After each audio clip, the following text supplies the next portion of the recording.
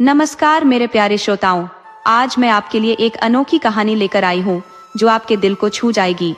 तो बिना देर किए चलिए कहानी शुरू करते हैं। एक छोटे से गांव में रामकिशन अपने परिवार संग निवास करता था। उसकी एक बड़ी चिंता थी कि उसका पुत्र राकेश विवाह योग्य होने के बावजूद कहीं प्रस्ताव स्वीकार नहीं करवा पा रहा था। इस बाध्यता में आखिरकार रामकिशन ने अपने बेटे का विवाह एक गरीब परिवार की बेटी से करवा दिया। कारण यह था कि वह लड़की सांवली थी और कहीं और से संबंध जुड़ नहीं रहा था। ऐसे में रामकिशन ने विवश होकर अपने पुत्र राकेश का हाथ मंजू नाम की उस लड़की के साथ मिलाया। रामकिशन के भाई का पुत्र राजेश बिल्कुल विपरीत था। राजेश न सिर्फ मेहनती था बल्कि उसका आचरण भी अति उत्तम था, जिसके चलते उसका विवाह अच्छे और प्रतिष्ठित घराने में हुआ। उधर रामकिशन का बेटा राकेश ट्रक चलाता था और उसकी संगत कुछ सही नहीं थी।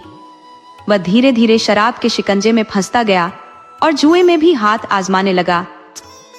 रामकिशन स्वयं भी अपनी जवानी के दिनों में खेलकूद और अन्य गतिविधियों में लिप्त रह चुका था, इसलिए उसे इस सब पर कोई विशेष आपत्ति न थी। राकेश इकलौता कमाने वाला बेटा होने के कारण और भी निडर और बेकाबू हो गया था। मंजू, जिससे राकेश का विवाह हुआ, वह साधारण रूप रंग की परंतु संस्कारी और सुशील प्रवृत्ति की लड़की थी। मंजू ने अपने सास ससुर की भरपूर सेवा की, रोज स्वादिष्ट भोजन पकाती, घर को स्वच्छ रखती और पूरे आदर सम्मान के साथ सबका ध्यान रखती थी। परंतु उसका कद छोटा और रंग सांवला होने के कारण उसे घर में वह मान सम्मान नहीं मिला जिसके वह योग्य थी। यहाँ तक कि उसका पति राकेश भी उससे अच्छे से पेश नहीं आता था। सास ससुर तो हमेशा ही नखरे दिखाने में लगे रहते थे। धीरे धीरे 2 वर्ष बीत गए और इस दौरान मंजू ने एक बेटी को जन्म दिया।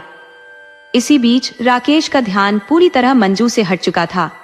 उसकी आसक्ति अपनी चचेरी भाभी माधुरी के सौंदर्य में गहराई से उलझ चुकी थी। राकेश जब भी ट्रक की यात्रा से लौटता तो महंगे उपहारों का अंबार लेकर आता, लेकिन ये उपहार मंजू के लिए नहीं बल्कि माधुरी के लिए होते। बच्चों के लिए खिलौने और माधुरी के लिए उत्तम साड़ियां लाने में वह कोई कसर नहीं छोड़ता था। परंतु जैसा कि कहा जाता है, रिश्तों की एक मर्यादा होती है, परंतु यहाँ वह मर्यादा टूटने की कगार पर थी। मोहल्ले के लोगों को भी इस संबंध में कुछ अनुचित लगने लगा। कहते हैं, प्रेम और खुशबू को छिपाया नहीं जा सकता। राजेश, जो दिन रात खेतों में मेहनत कर थका हारा घर लौटता, उसे रास्ते में ही अपनी पत्नी माधुरी के चर्चे सुनने को मिलते। जब वह माधुरी से इन चर्चाओं के बारे में पूछता तो माधुरी बहाने बना जाती थी। राजेश के पास माधुरी की इच्छाओं को पूरा करने के साधन नहीं थे, क्योंकि खेती की आमदनी सीमित थी, जबकि राकेश का काम उसे पर्याप्त धन देता था जो उसकी इच्छाओं को पूरा करने में सहायक था। माधुरी के प्रति बढ़ते इस आकर्षण के चलते राकेश के मन में अब अपनी पत्नी मंजू के प्रति अत्यधिक उदासीनता आ चुकी थी। एक दिन तो हद ही हो गई जब उसने मंजू को घर से बाहर निकाल दिया। खबर सुनकर मंजू के गरीब माता पिता दौड़े दौड़े आए। उन्होंने राकेश के सामने हाथ जोड़कर विनती की कि वह उनकी बेटी को घर में रहने दे। उन्होंने वादा किया कि मंजू किसी भी रूप में घर का कामकाज संभाल लेगी, चाहे उसे नौकरानी जैसा जीवन ही क्यों न बिताना पड़े। यहाँ तक कि गांव और आस पड़ोस के लोग भी मंजू के लिए समर्थन में आए, परंतु राकेश ने किसी की बात नहीं मानी। आखिरकार रोते कलपते उसके माता पिता मंजू को अपने साथ ले जाने पर विवश हो गए। अब राकेश और माधुरी ने राजेश को पूरी तरह अनदेखा करते हुए मानो पति पत्नी की भांति जीवन जीना आरंभ कर दिया था। राजेश को समाज की बदनामी से कोई बचाव न मिल पाया और इस अपमान से आहत होकर उसने माधुरी से अपने संबंध तोड़ दिए। रामकिशन और उसकी पत्नी शांति ने अपनी नैतिकता की सीमाएं तोड़ते हुए माधुरी और उसकी दोनों पुत्रियों को अपने परिवार में शामिल कर लिया था। इस निर्णय की समाज में खूब आलोचना हुई, परंतु उन्हें इसकी परवाह न थी। राकेश पास के शहर में किराए के एक मकान में रहने लगा और माधुरी की बेटियां अब अंग्रेजी माध्यम के स्कूल में पढ़ने लगी।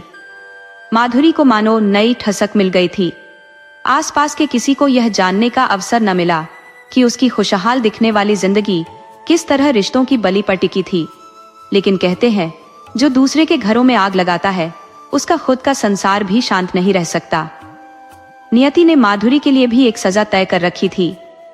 राकेश, जो पहले अंजू से सेवा करवा लेता था, अब 2 बच्चों की परवरिश और माधुरी की हर मांग पूरी करने में फंस गया था। रोज शराब के नशे में धुत होकर दोस्तों के संग जुआ खेलने बैठ जाता और काम पर कभी कभी ही जाता था। धीरे धीरे उसने घर का सामान भी बेचना शुरू कर दिया। यही वह चमक दमक थी जिसके मोह में फंसकर माधुरी ने अपनी खुशहाल गृहस्थी को त्याग दिया था, और अब राकेश उसकी इस चमक को खत्म करने पर उतारू था। माधुरी ने जब यह सब देखा तो क्रोधित होकर राकेश का विरोध किया, लेकिन राकेश शराब के नशे में उन्मत्त होकर उस पर झल्लाया और मारपीट पर उतर आया। उसने माधुरी से ताने कसते हुए कहा, क्या यह सब कुछ तुम अपने साथ लाई थी? ये सब मेरा है, मैं इसे जैसे चाहूं इस्तेमाल करूंगा। माधुरी ने अपनी बेटियों की कसम खाकर उसे चुनौती दी, परंतु राकेश ने और अधिक अपमानित कर उसकी असहनीय स्थिति बना दी। आखिरकार यह स्थिति इतनी बिगड़ गई कि राकेश ने माधुरी को छोड़कर अपना घर वापस लौटने का निर्णय लिया। माधुरी के पास अब कोई सहारा नहीं था। उसके मायके वालों ने तो पहले ही उससे संबंध तोड़ लिया था। निराश्रित माधुरी अपने अंतिम सहारे अपनी मौसी के पास चली गई, जिसके पास उसे थोड़ा सुकून और आश्रय मिल सका। रामकिशन का लाडला बेटा राकेश फिर अकेला रह गया। शांति देवी को भी उनके कर्मों का दंड मिला और वे लकवाग्रस्त हो गई। इस पीड़ा के साथ उन्होंने 1 महीने तक बिस्तर पर संघर्ष किया और अंततः भगवान को प्यारी हो गई। इसी दौरान एक और विपदा आ गई। एक दिन राकेश जब ट्रक लेकर गया तो उसका गंभीर हादसा हो गया और वह बुरी तरह घायल होकर लौट आया। अब हालात यह हो गए कि 2 वर्षों के भीतर दोनों परिवार, जिनमें 2 महिलाएं और 3 मासूम बच्चियां थीं, दरबदर भटकने पर मजबूर हो गए। समय का पहिया धीरे धीरे घूमता रहा और जो कभी चहल पहल से गूंजता यह विशाल घर था, अब सोनेपन का बसेरा बन गया था। बाप बेटे मानो किसी उजाड़ बस्ती के अकेले बाशिंदे हों, निर्जनता में भटकते रहते थे। रामकिशन अपने गंजे सिर पर हाथ फेरते हुए मन ही मन सोचता रहता कि यह क्या दुर्दशा हो गई, क्या उसका वंश समाप्ति की कगार पर आ खड़ा है। उधर राकेश भी अपनी रंगीन कारस्तानियों में 40 की उम्र तक पहुंच चुका था। इसी दौरान एक दूर के रिश्तेदार ने उनके समक्ष विवाह का प्रस्ताव रखा। उसने बताया कि एक सुंदर कन्या उपलब्ध है, परंतु इसके लिए थोड़ा खर्चा उठाना पड़ेगा, क्योंकि लड़की के माता पिता पर प्रभाव डालना आवश्यक होगा। रिश्तेदार ने अपनी बात को आगे बढ़ाते हुए बताया कि उसने उन्हें यह विश्वास दिलाया है कि राकेश का परिवार बहुत संपन्न है। राकेश और रामकिशन ने इस प्रस्ताव को सहर्ष स्वीकार किया। रिश्वत के दम पर उस रिश्तेदार ने लड़की से उनकी मुलाकात करवाई। राकेश उस लड़की को देखकर अत्यंत प्रसन्न हुआ। लंबा कद, सुंदर नाक नक्श, गोरा रंग और मात्र 20 वर्ष की आयु। उसकी खूबसूरती ने राकेश को मोहित कर लिया और उसने उसे किसी कीमती रत्न की तरह अपने जीवन में लाने का निर्णय कर लिया।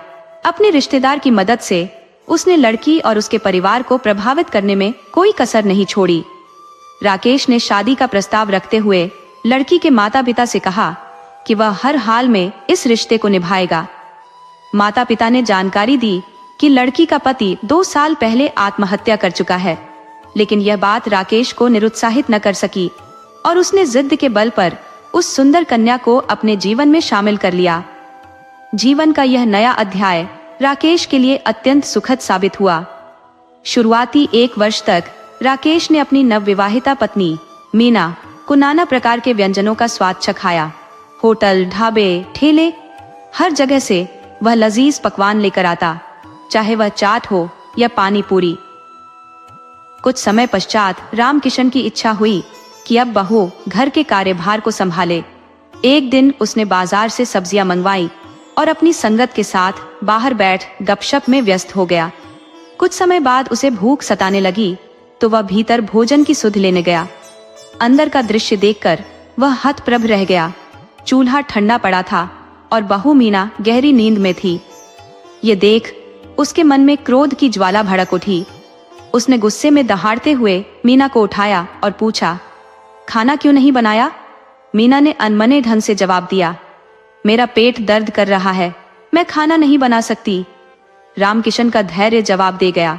उसने गुस्से में कहा, तो खाना क्या तुम्हारा बाप बनाएगा? इस पर मीना तेजी से उठकर खड़ी हुई और तीखे स्वर में जवाब दिया, मेरे पिता पर मत जाइए, नहीं तो। रामकिशन का पारा और चढ़ गया, परंतु मीना ने भी हार मानने का नाम नहीं लिया।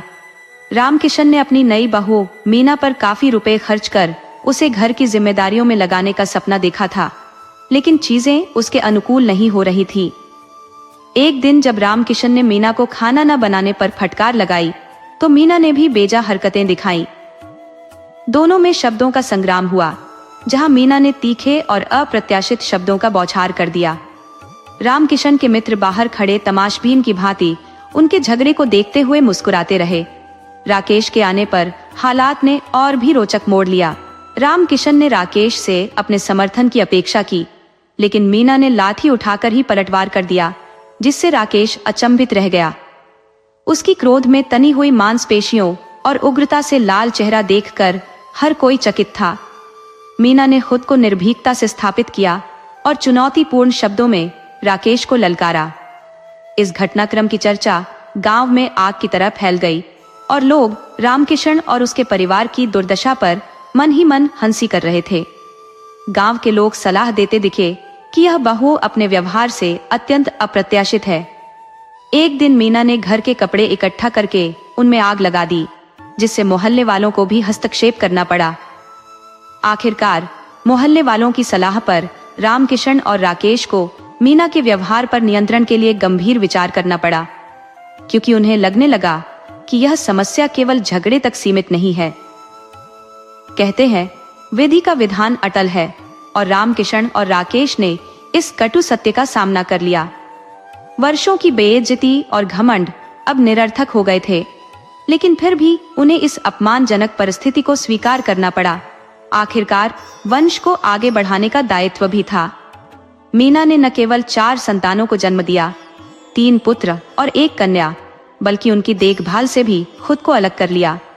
बच्चों का भरण पोषण रामकिशन और राकेश के जिम्मे था। राकेश सुबह सुबह खाना बनाकर ऑटो चलाने निकल जाता और रामकिशन दिन भर बच्चों की देखभाल में जुटे रहते। कभी अगर विरोध में कुछ कहने की कोशिश करते तो मीना का क्रोध उन पर भारी पड़ता। मीना दिन भर आराम फरमाती, पूरियों का आनंद लेती और अगर कभी पैसे की कमी हो जाती तो गांव के लड़कों से पैसे उधार ले लेती। शर्मिंदगी के मारे रामकिशन और राकेश को मजबूरन उसे पैसे देने पड़ते थे। सावन का महीना हो या शादी ब्याह का मौसम, मीना हर मौके पर अपनी धाक जमाए रखती। गांव की हर दावत में, हर उत्सव में मीना का आना तय रहता, चाहे उसे बुलाया गया हो या नहीं। उसकी मौजूदगी हर सभा को और अधिक रोचक बना देती, इसलिए हर कोई बेसब्री से उसकी प्रतीक्षा करता। राकेश को एक दिन अपनी पहली पत्नी मंजू की याद सताने लगी। उसने अपने पिता से मिन्नत की कि वह मंजू से माफी मांग ले और उसे घर वापस ले आए। रामकिशन ने उसकी बात मान ली, लेकिन जब राकेश अपने ससुराल पहुंचा तो उसे पता चला कि मंजू का फिर से विवाह हो चुका है और वह एक सुखी जीवन जी रही है। वह अब एक पुत्र की मां भी बन चुकी थी और अपने नए परिवार में खुश थी। मंजू की जिंदगी में अब स्थिरता और प्रसन्नता आ चुकी थी, जबकि रामकिशन और राकेश ने अपने लिए जो बीज बोए थे, अब उन्हें उसकी फसल काटनी पड़ रही थी। गांव में लोगों का मानना था कि जैसा कर्म उन्होंने मंजू के साथ किया था, उसकी सजा उन्हें मीना के रूप में मिली। मीना ने न केवल उनकी हेकड़ी तोड़ी, बल्कि उनके अहंकार को भी चूर कर दिया। वह बहू, जिसने उन्हें हर मोड़ पर नीचा दिखाया, गांव वालों के लिए एक न्याय का प्रतीक बन गई।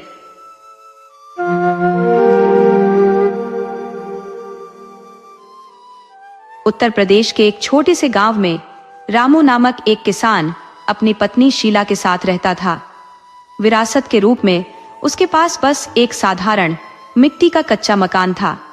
उसके पास कोई जमीन जायदाद नहीं थी और उसका जीवन पूरी तरह से दूसरों के खेतों में मजदूरी करके चलता था। लेकिन रामू के जीवन में एक अद्भुत गुण था। उसका परिवार कभी भूखे नहीं सोता था, न ही कपड़ों की कमी उन्हें कभी महसूस हुई। रामू कभी भी अपनी मजदूरी खुद तय नहीं करता था। वह जहां भी काम मिलता, ईमानदारी और मेहनत से करता। इस गुण के कारण गांव के ज्यादातर किसान और जमींदार उसे ही काम देना पसंद करते थे।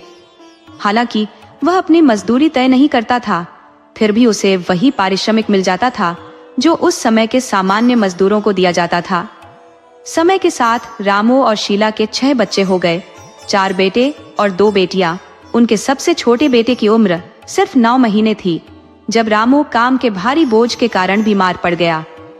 तमाम हकीमों और दवाइयों के बावजूद रामू की हालत नहीं सुधरी और वह अपनी पत्नी और बच्चों को छोड़कर संसार से विदा हो गया। रामू के जाने के बाद गांव वालों की मदद से शीला ने उसका अंतिम संस्कार करवाया। शीला एक समझदार और बचत करने वाली गृहिणी थी। उसने उन पैसों का सहारा लिया जो उसने वर्षों से बचाकर रखे थे। उस समय सबसे बड़े बेटे की उम्र लगभग 10 से 12 साल रही होगी। शीला के सामने अब एक बड़ी चुनौती थी। इन नन्हे बच्चों की परवरिश कैसे करे? वह बहुत विचार मग्न थी, लेकिन फिर उसने निर्णय लिया कि वह अपने बच्चों को लेकर अपने मायके चली जाएगी। शीला के भाइयों ने भी उसकी मदद की। उनके पास अच्छी खासी जमीन थी और शीला ने अपने भाइयों के खेतों में भी काम करना शुरू कर दिया। बदले में भाई उसे अनाज और कुछ पैसे दे देते थे। बच्चों की देखभाल भाभीयों पर छोड़कर शीला खेतों में मेहनत करती, लेकिन उसने कभी अपने बच्चों के प्रति जिम्मेदारी में कोई समझौता नहीं किया।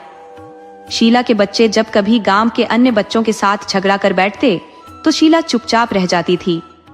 उसके भाई भी कुछ नहीं कहते थे, मानो यह एक सामान्य बात हो। शीला की भाभियां भी बच्चों पर कठोर थी और अपनी नाखुशी का इजहार उनके पतियों से भी करने से नहीं चूकती थी। लेकिन शीला के भाई हमेशा उसे सांत्वना देते हुए कहते, बहन, घर में 4 बर्तन हो तो खनक ही होती है, तो चिंता मत कर। भाई अपनी पत्नियों से कहते, देखो, हमारी बहन समझदार है, वो हम पर किसी भी तरह का बोझ नहीं डाल रही, अपने दम पर मेहनत करके बच्चों को पाल रही है और उसका बड़ा बेटा जितनी उसकी समझ है उसी के अनुसार हमारे बच्चों को पढ़ाता भी है। हम उसे कुछ देते भी नहीं, फिर भी वह अपने भाई बहनों का ख्याल रखता है। बच्चे हैं, अगर आपस में कभी झगड़ते हैं तो प्यार भी तो करते हैं। शीला के भाई आगे कहते, हर दिन एक जैसा नहीं रहता। जब हमारा बड़ा भांजा काम करने लायक हो जाएगा तो वह भी अपने हिस्से का बोझ उठा लेगा। अगर हम आज अपनी बहन के साथ खड़े नहीं हुए तो फिर कौन खड़ा होगा? यही तो भाईचारे का असली मतलब है। शीला अपने बच्चों को समझाती, तुम लोग अपने मामा के घर रह रहे हो, इस बात को समझो और आपस में छोटी छोटी बातों पर झगड़ना बंद करो। इस पर शीला का बड़ा बेटा चेतन कहने लगा, माँ, रामनाथ मामा कह रहे थे कि अगर मुझे काम करना है तो मैं उनके साथ जा सकता हूँ। शीला ने उत्तर दिया, बेटा, अभी कुछ साल और रुक जा। उन्होंने कभी तुमसे काम करवाया है? नहीं ना। पहले तुम्हें गांव के स्कूल में पढ़ने दिया, जिससे तुम हिसाब किताब भी करने लगे हो। पहले अपनी सेहत को संवार, काम करने के लिए पूरी जिंदगी पड़ी है। चेतन फिर बोला, माँ, मामा ने यह भी कहा था कि मैं जो भी काम उनके साथ करूंगा वे मुझे अच्छी तरह सिखाएंगे और अगर मैं उनके साथ रहूं तो वो मुझे एक कुशल राजमिस्त्री बना देंगे। शीला ने उसकी बातों को ध्यान से सुना, पर अपने बेटे की भलाई के लिए उसे थोड़ा और समय देने का सुझाव दिया ताकि चेतन अपने जीवन को बेहतर ढंग से तैयार कर सके। अब तुम ही सोचो, बिना कठिन परिश्रम के शरीर को आकार कैसे मिलेगा? शीला के पास अपने बेटे की इस बात का कोई तर्क संगत उत्तर नहीं था। अगले दिन चेतन ने आत्मविश्वास से कह दिया, मामा, मैं आपके साथ काम पर चलने के लिए तैयार हूं। ये सुनते ही रामनाथ ने उत्तर दिया, कल से ही आ जाओ। चैतन्य ने तत्परता से हामी भरते हुए कहा, ठीक है मामा जी। फिर उसने अपने छोटे भाई कुंदन, जो उससे 2 वर्ष छोटा था, को बताया, कल से मैं मामा के साथ काम पर जाऊंगा। तुम्हें घर का ध्यान रखना होगा। कुंदन ने सहमति में सिर हिला दिया, लेकिन एक सवाल पूछ लिया, भैया, मामा से मेरे लिए भी पूछ लेना ताकि मैं भी काम में हाथ पटा सकूं। चेतन ने उसे आश्वस्त करते हुए कहा, ठीक है, मैं मामा से बात करूंगा। अगले दिन चेतन अपने मामा के साथ काम पर जाने के लिए पूरी तरह से तैयार हो गया।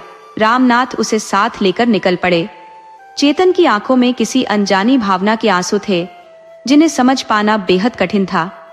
उस दिन रामनाथ ने भी अपने भाइयों से आधे दिन की छुट्टी ले ली थी। घर लौटकर कुंदन के साथ मिलकर उसने खीर, पूड़ी और आलू की सूखी सब्जी तैयार की। उसने अपने सभी भाइयों को भी यह कह दिया कि वे आज घर पर खाना न बनाए, बल्कि उसके घर पर ही भोजन के लिए आ जाए। शाम होते होते चेतन भी काम से लौट आया। घर से उठती पकवानों की महक ने उसकी भूख को और बढ़ा दिया। उसने माँ से कहा, माँ, बहुत भूख लगी है, खाना दे दो। माँ ने प्यार से जवाब दिया, बिल्कुल बेटा, तुमने आज सारा दिन काम किया है, भूख तो लगनी ही थी। जाओ, पहले हाथ मुंह धो लो, यहाँ गर्म पानी रखा है, उससे अच्छे से साफ कर लो। चैतन्य के हाथ मुंह धोने तक कुंदन अपने मामाओं को बुलाकर ले आया। जिला ने अपने हाथों से सभी को खाना परोसा और कहा, भैया, आज मेरा बेटा काम पर गया था, इसलिए मैंने उसके लिए ये सब बनाया है। सोचा आप सभी को भी खिलाऊं। आज 4 साल बाद मुझे बहुत अच्छा महसूस हो रहा है। चेतन के पिता अमावस्या के दिन इस प्रकार का भोजन अक्सर बनवाया करते थे, किंतु इन 4 वर्षों में बच्चों ने कभी भी किसी विशेष पकवान की मांग नहीं की। आज अगर उनके पिता जीवित होते तो अपनी सामर्थ्य के अनुसार एक भव्य भोज का आयोजन करते। यह सोचते हुए शीला भावुक हो गई। उसकी आंखें भर आईं और वह रो पड़ी। उसके भाइयों ने उसे ढांढस बंधाते हुए कहा, बहन, जीजाजी की उम्र इतनी कम थी, ये दुर्भाग्यपूर्ण है, लेकिन अब बच्चे भी बड़े हो रहे हैं, उनके साथ खुश रहना सीखो। सभी भाइयों ने मिलकर शीला को समझाया और फिर भोजन का आनंद लिया। अगली सुबह एक अजीब संतोष और प्रसन्नता के साथ हुई।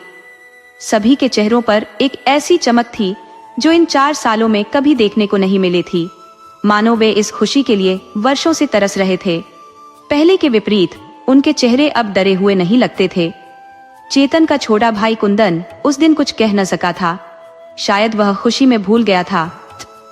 अगले दिन जब रामनाथ चेतन को लेने आए तो चेतन ने कहा, मामा जी, मेरा छोटा भाई कुंदन भी आपके साथ काम करना चाहता है। रामनाथ ने मुस्कुराते हुए कहा, बेटा, हमारा काम ऐसा है कि जितने भी लोग हों कम ही पड़ते हैं। अगर कुंदन भी साथ आना चाहता है तो हमारे दिल में उसके लिए जगह है। इस प्रकार दोनों भाई चेतन और कुंदन रामनाथ के साथ काम पर जाने लगे। दोनों बड़े मनोयोग से काम करते थे। चिनाई के दौरान चेतन रामनाथ को सही प्रकार की ईंटें देता था। उसने कुछ ईंटों को इकट्ठा कर अलग अलग जगह रख लिया था ताकि जरूरत पड़ने पर रामनाथ को सुविधा हो। रामनाथ ने जब यह देखा तो जिज्ञासावश पूछ लिया, बेटा, ये सब क्यों कर रहे हो? चेतन ने उत्तर दिया, मामा, मैं देख रहा था कि आप चिनाई के दौरान एक सिरा बराबर रखते हैं और दूसरे को जोड़ते हैं, जिससे दीवार अधिक मजबूत बनती है और सुंदरता भी बढ़ती है। रामनाथ ने उसकी बात सुनी और कहा, वाह चेतन, तुम तो चिनाई की कला में माहिर हो गए हो। शाम को जब वे घर लौटे तो शीला ने पहले से ही गर्म पानी की व्यवस्था कर रखी थी। उसने अपनी बेटी संतोष से कहा था कि वह अपने भाइयों के लिए पानी तैयार रखे। भोजन बनाते समय शीला ने सभी को अपने हाथों से खाना खिलाया और कहा, आज मेरे बेटे ने मेहनत की है, इसलिए मैंने ये सब उसके लिए तैयार किया है। सोचा आप सभी को भी साथ में खिलाऊं। इसके बाद शीला ने अपनी बेटी से कहा, संतोष, अब तुम बड़ी हो रही हो, घर के कामों में मेरा साथ दिया करो। कल से रसोई के काम भी सीखो ताकि तुम धीरे धीरे सब कुछ कर सको। संतोष ने माँ की बात को ध्यान से सुना और मन ही मन स्वीकार कर लिया। चेतन और कुंदन सोच रहे थे, हम तो काम पर गए थे, लेकिन माँ ने संतोष को भी सीखने की सलाह दे डाली। वे सिर्फ सोच सकते थे क्योंकि माँ के निर्णय के विरुद्ध बोलने की हिम्मत किसी में नहीं थी। ऐसा कहा जाता है कि ननिहाल में बच्चे बिगड़ जाते हैं, किंतु इन 6 भाई बहनों में शरारत का कोई नामो निशान नहीं था। जिन बच्चों के सिर पर माता पिता का साया नहीं होता, वे या तो गलत संगत में पड़ जाते हैं या बिगड़ जाते हैं। लेकिन शीला के सभी बच्चे डर के बावजूद अपने भविष्य के प्रति सजग रहते थे और अवसर मिलते ही काम पर निकल जाते थे। दोनों भाइयों ने यह निश्चय कर लिया था कि 2 वर्ष बाद संतोष की शादी करा देंगे। इस बीच शीला ने सिलाई का काम सिखाकर संतोष को भी आत्मनिर्भर बना दिया। संतोष और माँ की मेहनत से घर की दैनिक आवश्यकताएं पूरी हो जाती थी। उनके पास रहने के लिए मामाओं के घर थे, इसलिए रोटी और कपड़े की जरूरत ही प्रमुख थी। शीला ने अपने सभी बच्चों को संस्कारों और परंपराओं में ढालते हुए जीवन की कठिनाइयों का सामना करना सिखाया। वह प्रभु से सिर्फ एक ही प्रार्थना करती थी कि कालो, जो अभी 14 वर्ष का ही था, जल्दी से बड़ा हो जाए ताकि वह अपने परिवार को लेकर ससुराल लौट सके। जब उसके पति का निधन हुआ था तब कालू मात्र 9 महीने का था। शीला का मानना था कि यदि श्री राम ने 14 वर्षों का वनवास सह लिया तो उसका कालू तो अपनों के बीच अपने ननिहाल में ही है। इस दौरान चेतन और कुंदन दोनों रामनाथ के साथ काम करते रहे, जबकि संतोष और छोटा निक्की माँ के साथ खेतों और घर के अन्य कार्यों में सहयोग देते थे। शीला के पालन पोषण के कारण उसके बच्चे तेजी से परिपक्व हो रहे थे। संतोष, जो 14 वर्ष की हो चली थी, अब जवान हो चुकी थी और अत्यंत सुंदर भी दिखने लगी थी। शीला ने अपने भाइयों के सहयोग से एक सुशील और संस्कारी वर ढूंढ लिया था। लड़के का परिवार भला और गुणी था। उनका कहना था कि उन्हें दहेज या संपत्ति की आवश्यकता नहीं, केवल एक संस्कारी बहू चाहिए। रिश्ता तय होते ही शीला ने शीघ्रता से शादी की तैयारियां कर डाली। संतोष की शादी में जितना खर्चा शीला ने सोचा था उससे कहीं अधिक खर्च हुआ, परंतु मायके के सहयोग से, जहां सभी लोग संतोष को भांजी मानते थे, आर्थिक सहारा मिल गया और विवाह बिना किसी परेशानी के संपन्न हो गया। विवाह के बाद शीला की 4 संतानें, जो अब वयस्क हो रही थी, अपनी मां का सहारा बनने लगी। सुमित्रा, जो सबसे छोटी बेटी थी, अब संतोष के बाद शीला के ध्यान में थी। सुमित्रा की शादी का विचार मन में रखते हुए शीला ने चेतन के विवाह के लिए उपयुक्त कन्या की तलाश शुरू की। उसने समय बीतने का बहाना बनाकर चेतन को 20 वर्ष का होने दिया और एक सर्वगुण संपन्न मगर साधारण परिवार की कन्या से उसका विवाह करा दिया। चेतन की पत्नी जयवती गुणों में अद्वितीय थी और उसने शीघ्र ही पूरे परिवार का स्नेह जीत लिया। जयवती ने शीला को घर के कामों से राहत दी और सुमित्रा के साथ मिलकर घर का पूरा भार संभाल लिया। वह प्रातः काल उठती, घर की सफाई करती, नहाकर शीला का आशीर्वाद लेती और पूरे परिवार के लिए नाश्ता तैयार करती। वह चेतन और कुंदन के लिए लंच भी पैक करती और बाद में स्वयं नाश्ता करती।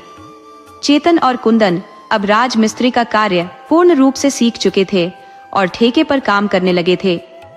तीसरे भाई निक्की को भी वे अपने साथ काम पर ले जाते थे। हालांकि निक्की को इस काम में रुचि नहीं थी और उसने मां से कहकर काम छोड़ दिया और मामा के साथ खेती में लग गया। चेतन ने उससे कहा था, भाई, काम वही अच्छा लगता है जो आत्मा को संतोष दे। जहां मन न लगे वहां काम भी ठीक से नहीं हो पाता।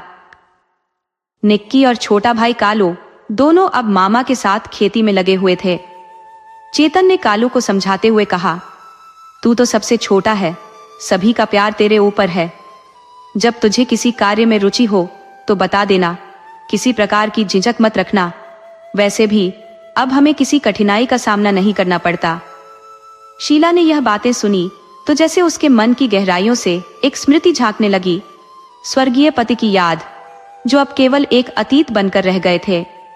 उसने आकाश की ओर निगाहें उठाई और मन ही मन बोली, देख रहे हो चेतन के पापा, तुम्हारे सभी बच्चे कितने समझदार और आत्मनिर्भर हो गए हैं। चेतन तो बिल्कुल आप पर ही गया है, वही भाइयों और बहनों की चिंता करने वाला स्वभाव। काश आप यहाँ होते तो कितने प्रसन्न होते। ये कहते हुए शीला की आंखों में आंसू उमड़ पड़े। तभी जयवती वहां आई और अपनी सास को रोते हुए देखकर बोली, मां जी, आप क्यों रो रही हैं? शीला ने आंसू पोंछते हुए कहा, अरे नहीं बहू, मैं रो नहीं रही। चेतन का भाई बहनों के प्रति स्नेह देखकर मन बस खुशी से भर आया है। समय अपने पंख लगाकर उड़ता चला गया, क्योंकि समय कभी किसी के लिए ठहरता नहीं है। एक दिन जयवती ने शीला से कहा, माँ जी, क्या मैं 2 दिन के लिए अपने पीहर जा सकती हूँ? मुझे अपने छोटे भाई बहनों की बहुत याद आ रही है। शीला ने मुस्कुराते हुए उत्तर दिया, अरे मैं तो तुझसे यही कहने वाली थी कि तू अपने पीहर क्यों नहीं जाती। जयवती ने उत्तर दिया, माँ जी, यहाँ आप सबके प्यार में मायके की याद कहीं खो सी गई थी, लेकिन उस दिन आपकी आंखों में आंसू देखकर और भाई बहनों का प्यार देखकर मुझे अपने पीहर की बहुत याद आने लगी। शीला ने कहा, चिंता मत कर बहू, मैं चेतन से कह दूंगी, वह तुझे तेरे मायके छोड़ आएगा। जयवती के चेहरे पर संतोष की हल्की मुस्कान फैल गई, जिसे शीला ने भांप लिया। शाम को जब चेतन घर लौटा तो शीला ने भोजन के बाद उसे बुलाकर कहा, बेटा, बहू को 2 दिन के लिए उसके मायके छोड़ा। चेतन ने उत्तर दिया, माँ इस समय काम का बहुत भार है, मैं नहीं जा पाऊंगा। आप कुंदन से कह दे, वह भाभी को घुमा लाएगा। शीला ने कुंदन से पूछा, तुम्हारे भाई ने कुछ कहा है?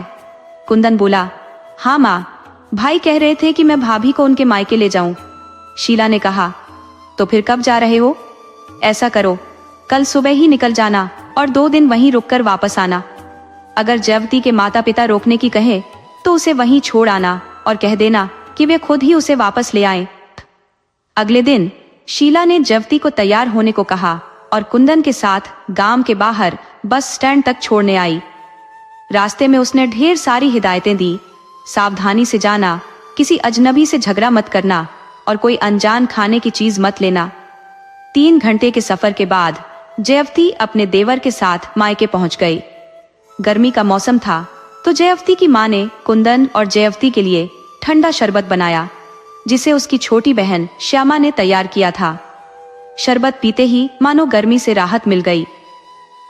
जयावती ने हंसी मजाक करते हुए कुंदन से कहा, देवर जी देख रहे हो, इसी से तुम्हारी शादी करवाऊंगी। श्यामा का रंग तो काले जामुन जैसा है। कुंदन ने मुस्कुराते हुए उत्तर दिया, भाभी इस काली कलूटी से कौन शादी करेगा, मैं तो नहीं करने वाला। उसी समय जयवती की मां वहां आ गई और हंसते हुए बोली, काले नागोरी नहीं, गेहूं के रंग की है हमारी बेटी। अगले दिन कुंदन ने कहा, भाभी आज घर चलना है, लेकिन जयवती ने उत्तर दिया, देवर जी आज नहीं कल चलेंगे।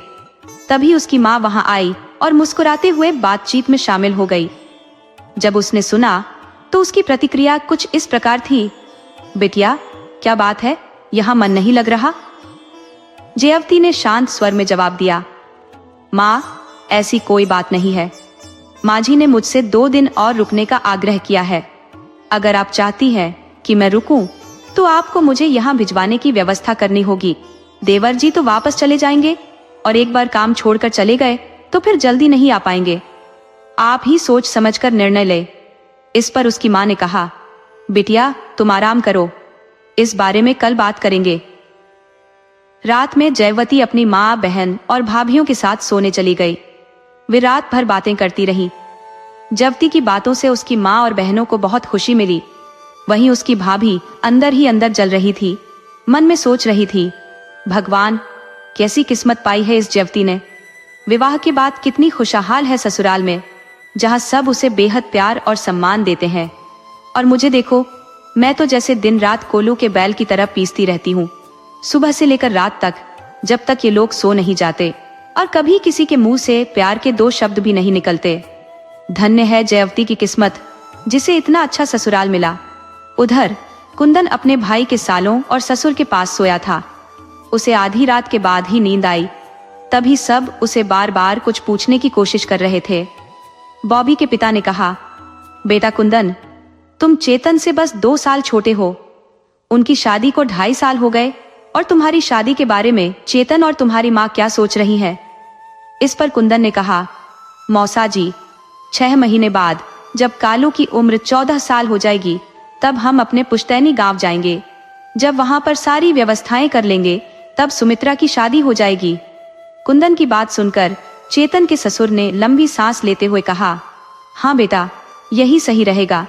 पहले बिटिया की शादी हो जाएगी, दोनों बहनें अपने घर की हो जाएंगी, और फिर तुम तीनों भाई एक एक करके शादी कर लेना।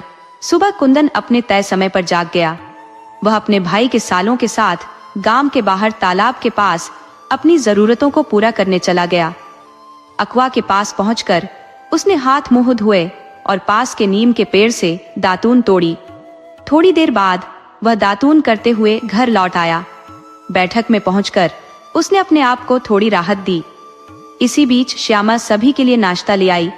सभी ने आराम से नाश्ता किया। फिर कुंदन ने कहा, अब मुझे निकलना पड़ेगा। यह सुनकर भाभी के पिता बोले, इतनी जल्दी क्या है बेटा? कुंदन ने अपने काम की बात कहकर उन्हें चुप करा दिया।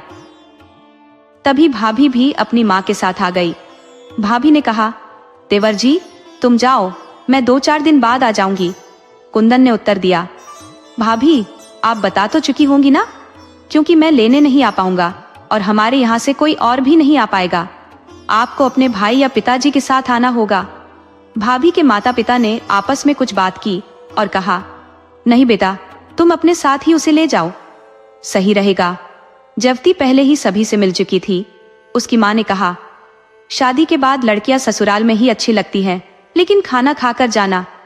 दोनों देवर भाभी ने खाना खाया और फिर विदा ले ली। जब वे शाम 3 बजे घर पहुंचे तो कुंदन की माँ ने देखा और कहा, मैंने कहा था ना बेटा, 2 दिन के लिए घुमाने ले जाना, लेकिन ये क्या किया, कल गए और आज ही वापस आ गए। कुंदन ने सफाई दी, माँ हमारा काम छोटा था, 2 दिन का ही, आपने भी तो कहा था। इस पर शीला चुप हो गई। जयवती ने भी कहा, माँ हम सभी से मिल चुके थे, अब रुककर क्या करते। शीला ने कहा, अच्छी बात है, अगली बार चेतन को साथ भेजूंगी। गांव में सभी शीला की सराहना करते थे। उसने अपने भाइयों के खेतों में काम करके अपने 6 बच्चों का पालन पोषण किया था। ये सबके लिए आसान काम नहीं था। समय इसी तरह बीतता गया। एक दिन शीला ने अपने भाइयों से गांव जाने की बात की तो चेतन और कुंदन से लोग पूछने लगे, भाई यहाँ कोई परेशानी है तो बताओ, पर गांव मत छोड़ो। शीला को यह दिखाना था कि वह अपने देवर जेठ को बिना बाप के बच्चों का पालन पोषण कर सकती है। गांव जाने से 1 महीने पहले वह अपने बेटे चेतन और कुंदन के साथ ससुराल पहुंच गई। वहां देखा कि उनके मकान पर रिश्तेदारों ने कब्जा कर लिया था। शीला अपने बेटों को लेकर गांव के नंबरदार के पास पहुंची, जहां उसका पति काम करता था। चेतन ने नंबरदार के पांव छूकर अपना अभिवादन किया और अपने चाचा ताऊ की करतूतों का खुलासा करते हुए अपना परिचय दिया। तब नंबरदार ने कहा, बेटा चेतन, क्या तुम्हें केवल अपना घर ही चाहिए या मैं तुम्हें किसी और स्थान का सुझाव दूं जहां तुम अपना घर बना सको। इस बार चेतन की मां ने चेतन को हामी भरने की अनुमति दे दी। जब नंबरदार मोहल्ले में पधारे तो सारे लोग खरगोश के कान की तरह सतर्क हो गए। नंबरदार ने प्रधान जी को बुलाया और उनसे कहा, प्रधान जी, इस खेत में से थोड़ी जगह निकालिए और रामू के 4 लड़कों को दे दीजिए ताकि उनके घर बन सके। प्रधान जी ने सहमति में सिर हिलाया। जब प्रधान जी भूमि मापने लगे तभी दूसरे कुएं के कुछ लोग नंबरदार के पास आए, हाथ जोड़कर उनका अभिवादन किया। नंबरदार ने उन्हें आशीर्वाद देते हुए कहा, खुश रहो। तब उन लोगों ने नंबरदार से निवेदन किया, यदि आप वास्तव में चाहते हैं कि हम खुश रहें तो कृपया वह जगह जो आपने रामू के बच्चों को दी है हमें दे दे। हम इसके बदले में जितनी भी रकम आप चाहे देने के लिए तैयार है। हम इस जगह पर रामू की विधवा और उसके बच्चों को देखकर आनंदित नहीं रह सकते। नंबरदार ने स्थिति को समझते हुए अपने व्यक्ति को भेजा और चेतन और उसकी मां को बुलाकर उन्हें स्थिति से अवगत कराया। उन्होंने कहा, यदि तुम चाहो तो मैं इस नापी हुई जगह के बदले कुएं की तरफ उतनी ही जमीन दे सकता हूं। शीला ने कहलवाया, आप मालिक हैं, जैसा उचित समझे वैसा करें। इसके बाद नंबरदार ने उस जमीन की मुनहमानी कीमत ले ली और उसकी एवज में शीला को उसी क्षेत्र के पास एक अनुपम स्थान प्रदान कर दिया। तब चैतन्य ने उस स्थान पर मिट्टी खोदकर ईंटों की पत्थाई प्रारंभ कर दी।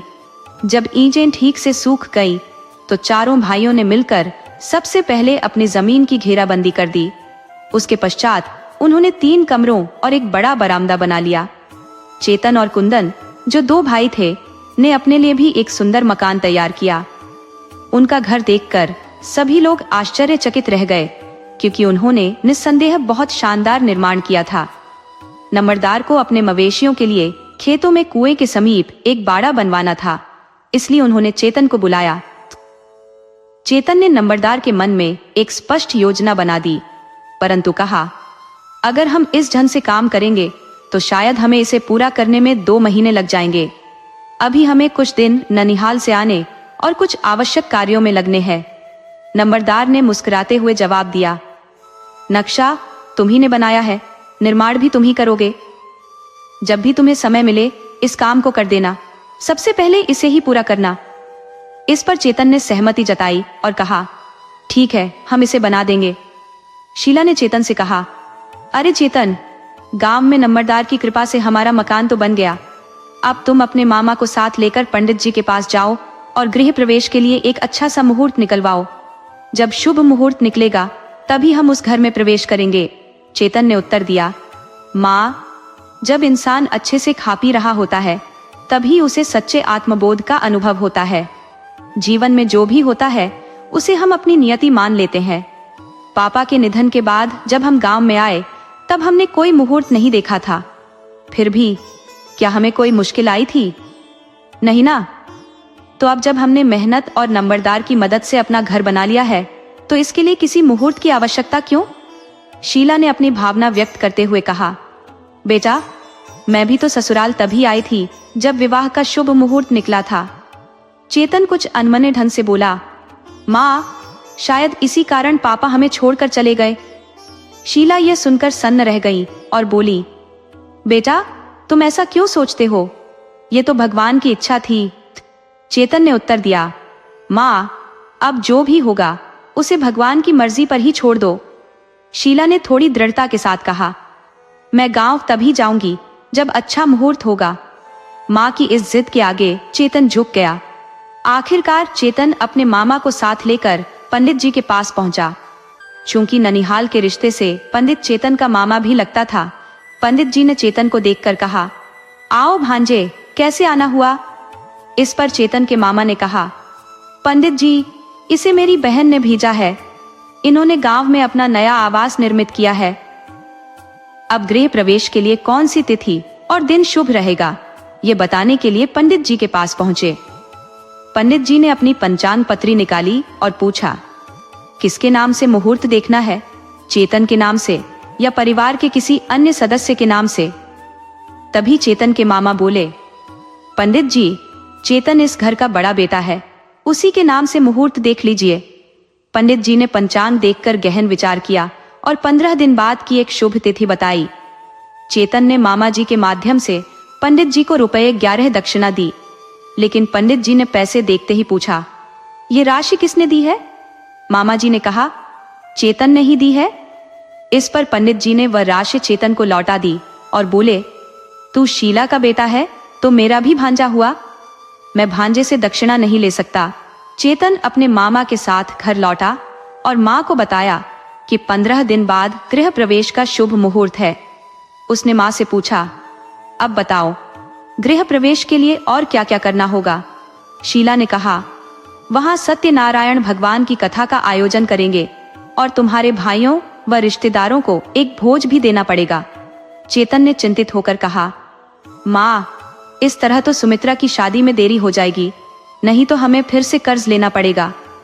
शीला ने शांत भाव से जवाब दिया, जब समय आएगा तब देखेंगे। चेतन ने कुंदन, निक्के और कालू को भी इस शुभ मुहूर्त की जानकारी दी और सभी को आगाह किया कि हम सबको इस दौरान बहुत मेहनत करनी पड़ेगी, तभी ये सभी खर्च पूरे हो पाएंगे।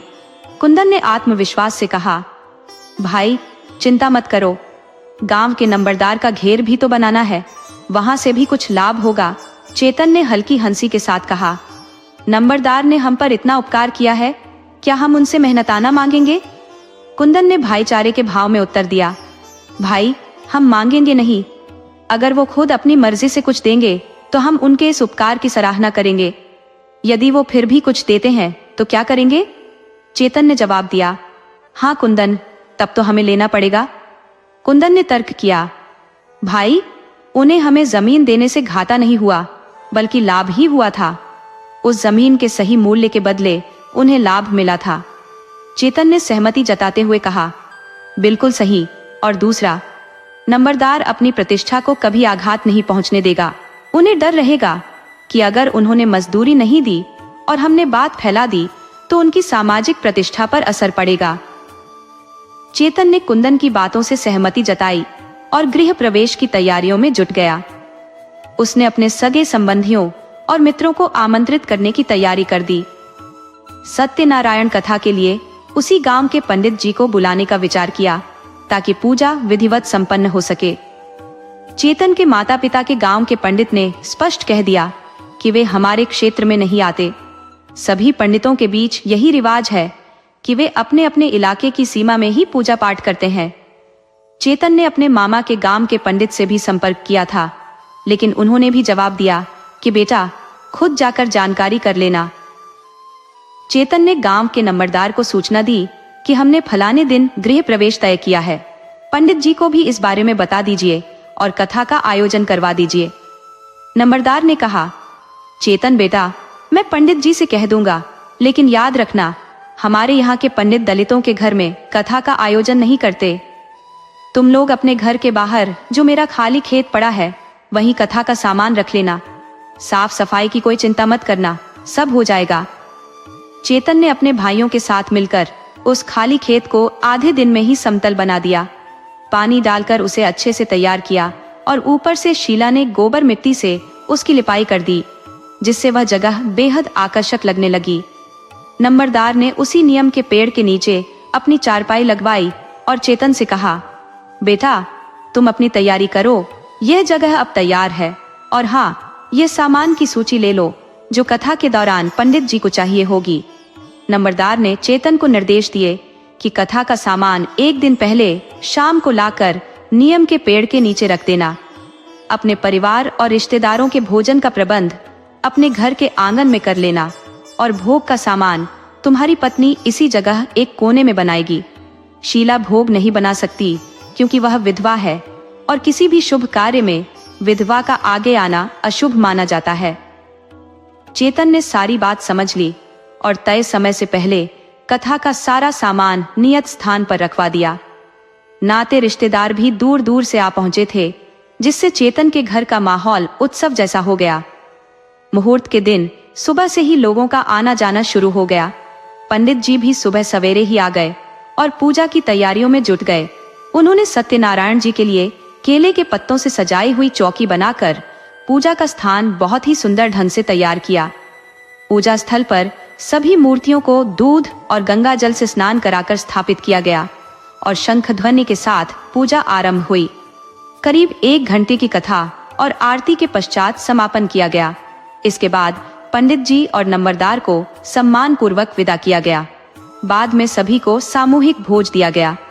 शाम को कुंदन अपने छोटे भाइयों के साथ बैलगाड़ी में पूजा का सामान लेकर घर वापस आ गया। शीला और जयवती ने उस सामान को व्यवस्थित तरीके से सजा दिया और चेतन रिश्तेदारों की आवभगत में लगा रहा। नजदीक के रिश्तेदार तो उसी दिन लौट गए और जो दूर के थे वे अगले दिन सुबह नाश्ता करके विदा हुए। अंततः चेतन और उसके परिवार वालों ने उस दिन आराम किया और थकान मिटाई और अगले दिन से वे अपनी रोजमर्रा की जिंदगी में लौट आए। शीला ने अपने सभी देवरों और जेठों के चेहरे पर एक ऐसा तीखा तमाचा जड़ा था, जिन्होंने उसके पति की मृत्यु के बाद उसे गांव छोड़ने के लिए विवश कर दिया था। बावजूद इसके शीला ने उन्हें गृह प्रवेश के भोज में विनम्रता से आमंत्रित किया और सभी लोग आए भी थे, सोचते हुए कि इतने वर्षों में शायद शीला सब भूल चुकी होगी। लेकिन शीला के दिल के वो जख्म और गहरे हो जाते थे जब वो उन सभी को अपने बेटों से बात करते देखती थी। इन तमाम उलझनों को नजरअंदाज करते हुए शीला ने अपने बड़े बेटे चेतन से कहा, बेटा अपने चाचा और ताऊ से बात करो और सुमित्रा के लिए किसी अच्छे लड़के की तलाश करो, लेकिन याद रखना आखिरी फैसला तुम्हारा ही होना चाहिए। घर बार सुमित्रा की पसंद के अनुसार ही होना चाहिए। आखिरकार वो 4 भाइयों की इकलौती बहन है। चेतन ने अपनी माँ की बात मानते हुए सबसे पहले अपने चाचा से बात की। उसने पूछा, चाचा सुमित्रा के लिए कोई लड़के का रिश्ता नजर में है?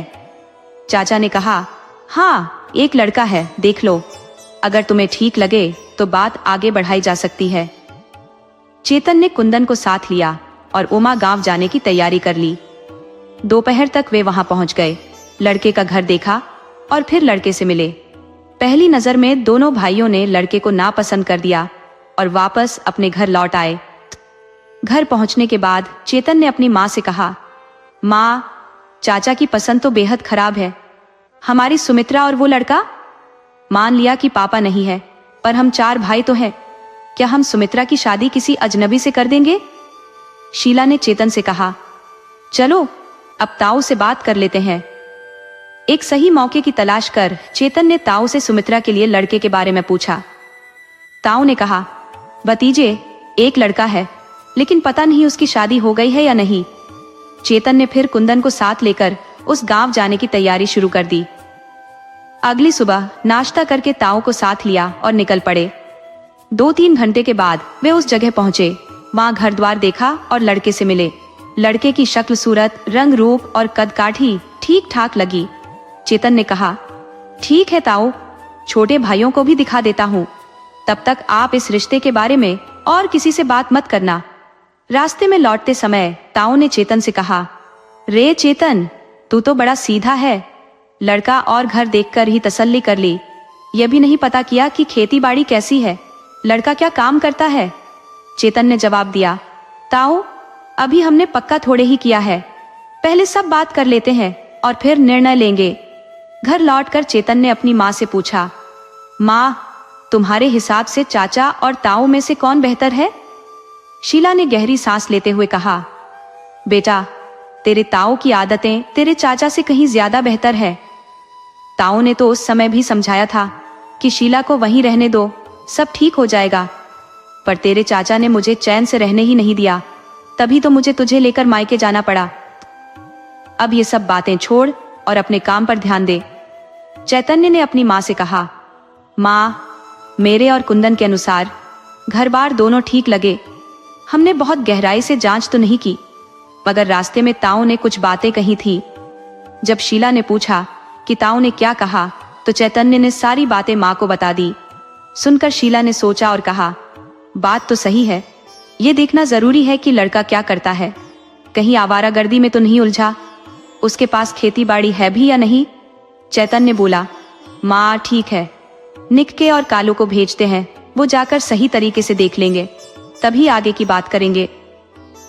2 दिन बाद निक्के और कालू ताऊ के साथ लड़के को परखने के लिए निकले। जब वे वहां पहुंचे, सबसे पहले निक्के ने मजाकिया लहजे में कहा, अरे ताऊ, मैं तो अपनी बीड़ी लाना ही भूल गया, आप तो पीते नहीं, अब क्या करें। तभी लड़के के पिता ने कहा, बेटा, हमारे यहाँ कोई बीड़ी तंबाकू का सेवन नहीं करता, अगर लानी हो तो तुम्हें गांव के पास की बस्ती में जाना पड़ेगा, वहां दुकान है। निक्के ने कहा, ठीक है, मैं कालू को भेज दूंगा, किसी बच्चे को उसके साथ भेज दीजिए। लड़के के पिता ने कहा, अरे क्यों ना लड़का खुद ही चला जाए। कालू और लड़का साथ में चल पड़े।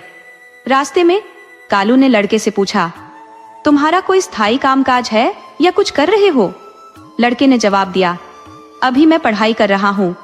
कालू ने फिर पूछा, कितनी जमीन है तुम्हारे पास?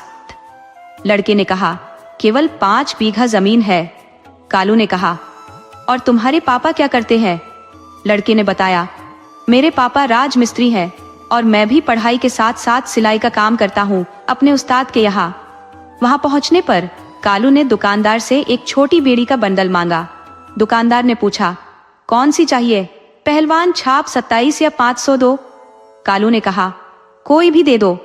बंडल लेकर वे वापस चल पड़े। रास्ते में कालू ने फिर लड़के से पूछा, क्यों ना पढ़ाई पूरी करने के बाद ही शादी कर लेते, अभी क्यों कर रहे हो?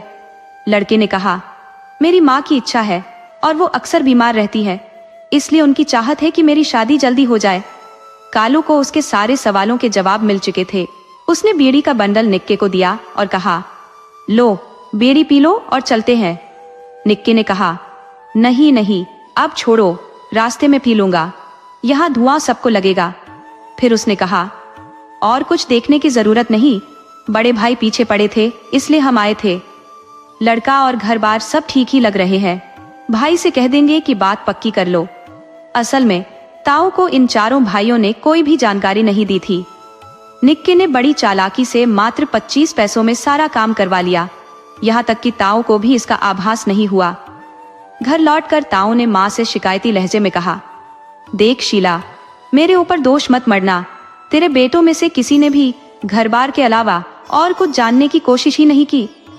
तब चेतन बोला, ताऊ जी, हम आपको इतना तो मानते ही हैं कि आप हमें कोई गलत रास्ता नहीं दिखाओगे। ये सुनकर ताऊ को थोड़ी राहत मिली और वह अपने घर की ओर लौट गया। चेतन ने पूछा, तो बताओ, तुम दोनों ने वहां जाकर क्या देखा? इस पर कालू हंसते हुए बोला, मानिक के भाई तो बड़े कलाकार निकले। वहां पहुंचते ही उन्होंने अपना ड्रामा शुरू कर दिया और निक्के ने तो तुरंत बीड़ी की फरमाइश कर दी। सभी ने हंसते हुए सारी बातें सुनी और घर के लोग खुश हो गए। फिर अपने चाचा, ताऊ और बाकी सगे संबंधियों को साथ लेकर एक दिन लड़के का रिश्ता पक्का कर दिया। सबने तय किया कि जल्दी ही विवाह का आयोजन करके पीली चिट्ठी भेज दी जाएगी। रिश्ता पक्का होने के बाद चेतन नंबरदार के पास गया और कहा, ताऊ जी, हम सुमित्रा का रिश्ता तय कर आए हैं। कृपया पंडित जी से कहकर कोई शुभ मुहूर्त निकलवा दे। नंबरदार ने कहा, और बेटा कुछ और? तब चेतन बोला, हाँ, साथ ही वो पीली चिट्ठी भी बनवा दे और कल से आपके घर का निर्माण कार्य शुरू कर देंगे। सरिया, सीमेंट और बदरपुर की व्यवस्था कर लीजिए। नंबरदार ने कहा, ठीक है चेतन, काम शुरू करो, जो चाहिए मंगवा दूंगा। और हाँ, मैं आज ही विवाह का मुहूर्त निकलवाता हूँ।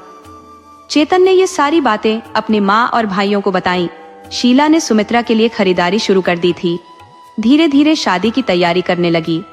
उसी समय जिला की बहू जयवती ने आकर कहा, माँ जी, मुझे कुछ अच्छा नहीं लग रहा है, बस उल्टी सी महसूस हो रही है। और इतना कहकर वो उल्टियां करने लगी। शीला घबरा गई और तुरंत उसे गांव के हकीम के पास ले गई। हकीम ने उसकी नब्ज देखकर कहा, शीला, घबराने की कोई बात नहीं है, भगवान तुम्हें खुशियों से नवाज रहा है, संभाल कर रखो ये खुशियां, तुम दादी बनने जा रही हो। ये सुनकर शीला ने भगवान का शुक्रिया अदा किया और अपने स्वर्गीय पति की यादों में खो गई। शीला कभी भी ऐसा कोई मौका हाथ से जाने नहीं देती थी जब उसे अपने स्वर्गीय पति की याद ना आती हो। हर शुभ अवसर पर उनके न रहने की कमी उसे भीतर तक झकझोर देती थी और अक्सर उसकी आंखों में आंसू छलक आते थे। आज जब वह घर आकर अपनी खुशी सभी से साझा करने लगी तो एक बार फिर भावुक हो गई और रोते हुए बोली, चेतन के पापा, देखो अब तुम्हारा चेतन भी पापा बनने वाला है। काश आप यहाँ होते तो हमारी खुशी कितनी और बढ़ जाती। शीला के रोने की आवाज सुनकर अड़ोसन दौड़ी चली आई और जब उसे पूरी बात पता चली तो उसने शीला को दिलासा देते हुए कहा, अरे बहन, जब जिंदगी हमें खुशियों का ढेर देती है तो बीती यादें भी मन में उठ खड़ी होती हैं। पर अब आंसू पोंछ लो और बहू का ख्याल रखो। उसकी सेहत अच्छी रहेगी तो बच्चा भी गर्भ में अच्छी तरह पलेगा। इसके बाद शीला ने सुमित्रा से कहा, बेटी, अपनी भाभी का ध्यान रखना। पहले 1-2 महीने थोड़ी तकलीफ होगी, फिर सब ठीक हो जाएगा। उसे जो पसंद आए वही खिलाना और अगर कुछ बाहर से मंगाना हो तो भाइयों से कहकर मंगवा लेना। मैं तेरी शादी की तैयारियों में लगी हुई हूँ, जल्दी ही तेरी बड़ी बहन को भी बुला लूंगी। विवाह की तारीख तय हो चुकी थी और अब सिर्फ 2 महीने का वक्त बचा था। शीला ने कहा, तुझे भी अब घर में ही रहना होगा, नहीं तो बाहर के कामों में उलझकर चेहरे का रंग फीका पड़ जाएगा, जो अच्छा नहीं लगेगा। उसने जयवती को सख्त हिदायतें दी कि अपनी ख्वाहिशों को मारना मत, जो भी चाहिए बस बता दिया कर। शीला ने समझा तो दिया था, लेकिन मन में अभी भी एक अनजाना डर बना हुआ था। सुमित्रा के बारे में उसका यह विश्वास था कि वह अभी भी एक बच्ची ही तो है। उसे इतनी समझ कहाँ कि खुद से सब संभाल सके। इसीलिए शीला अपनी बहू और सुमित्रा की शादी दोनों कामों पर अपनी पैनी नजर रख रही थी, ताकि कोई भी चीज उसकी निगाह से चूक न जाए। शीला ने अपने पुत्र चेतन से कहा, बेटा, अब तुम्हारे पास 2 जिम्मेदारियां हैं। तुम्हें अपनी पत्नी का ख्याल रखना है और साथ ही साथ सुमित्रा की शादी की भी तैयारियां करनी है। ये कहते हुए उसने भरोसा दिलाया, हम सब तुम्हारे साथ हैं और हर काम में तुम्हारी मदद करेंगे। धीरे धीरे तैयारियां शुरू हो गई। सुमित्रा की शादी का दिन करीब आ गया। सभी रिश्तेदारों को बुलाया गया और बहुत धूमधाम से सुमित्रा का विवाह संपन्न हुआ। शादी के बाद सुमित्रा अपने ससुराल चली गई, जहां परंपरागत फेरे और पग फेरे की रस्में संपन्न हुई। सुमित्रा अब पूरी तरह अपने ससुराल की हो गई और शीला को यह जानकर बहुत संतोष हुआ कि सुमित्रा अपने नए घर में खुश है और किसी भी तरह की कोई समस्या नहीं है। अब शीला की पूरी देखभाल अपनी बहू जयवती पर केंद्रित हो गई। वह पूरे दिन उसकी देखभाल करती, इंश्योरिंग कि उसे किसी प्रकार की कोई तकलीफ ना हो। जब जयवती की गोद भराई की रस्म हुई, उसके पीहर वाले भी आए। इस मौके पर जयवती के पिता ने शीला से बात की और कुंदन के लिए अपनी बेटी श्यामा का विवाह प्रस्ताव रखा। शीला ने संयम से कहा, भाई साहब, अभी कुछ समय और रुकिए। जब जयवती के कोई संतान होगी तब हम इस प्रस्ताव पर विचार करेंगे। फिलहाल हमें जयवती की देखभाल करनी है। जयवती के पिता ने सहमति में सिर हिलाया और कहा, ठीक है बहन जी, जैसी आपकी इच्छा। जब जयवती का बच्चा हो जाएगा तब इस बारे में निर्णय कर लेंगे। वर्षा ऋतु के बाद आषाढ़ के महीने में जयवती ने एक पुत्र को जन्म दिया। जिस दिन यह खुशखबरी आई, आसमान पर काले बादल छाए थे और तेज बारिश हो रही थी। जैसे ही जयवती ने बेटे को जन्म दिया, मूसलाधार बारिश शुरू हो गई। यह देखकर शीला ने बच्चे का नाम मेघसिंह रखने का विचार किया। छठी के दिन उसने सबको बताया कि चेतन के बेटे का नाम मेघसिंह होगा और सभी ने इस बात को सहर्ष स्वीकार किया।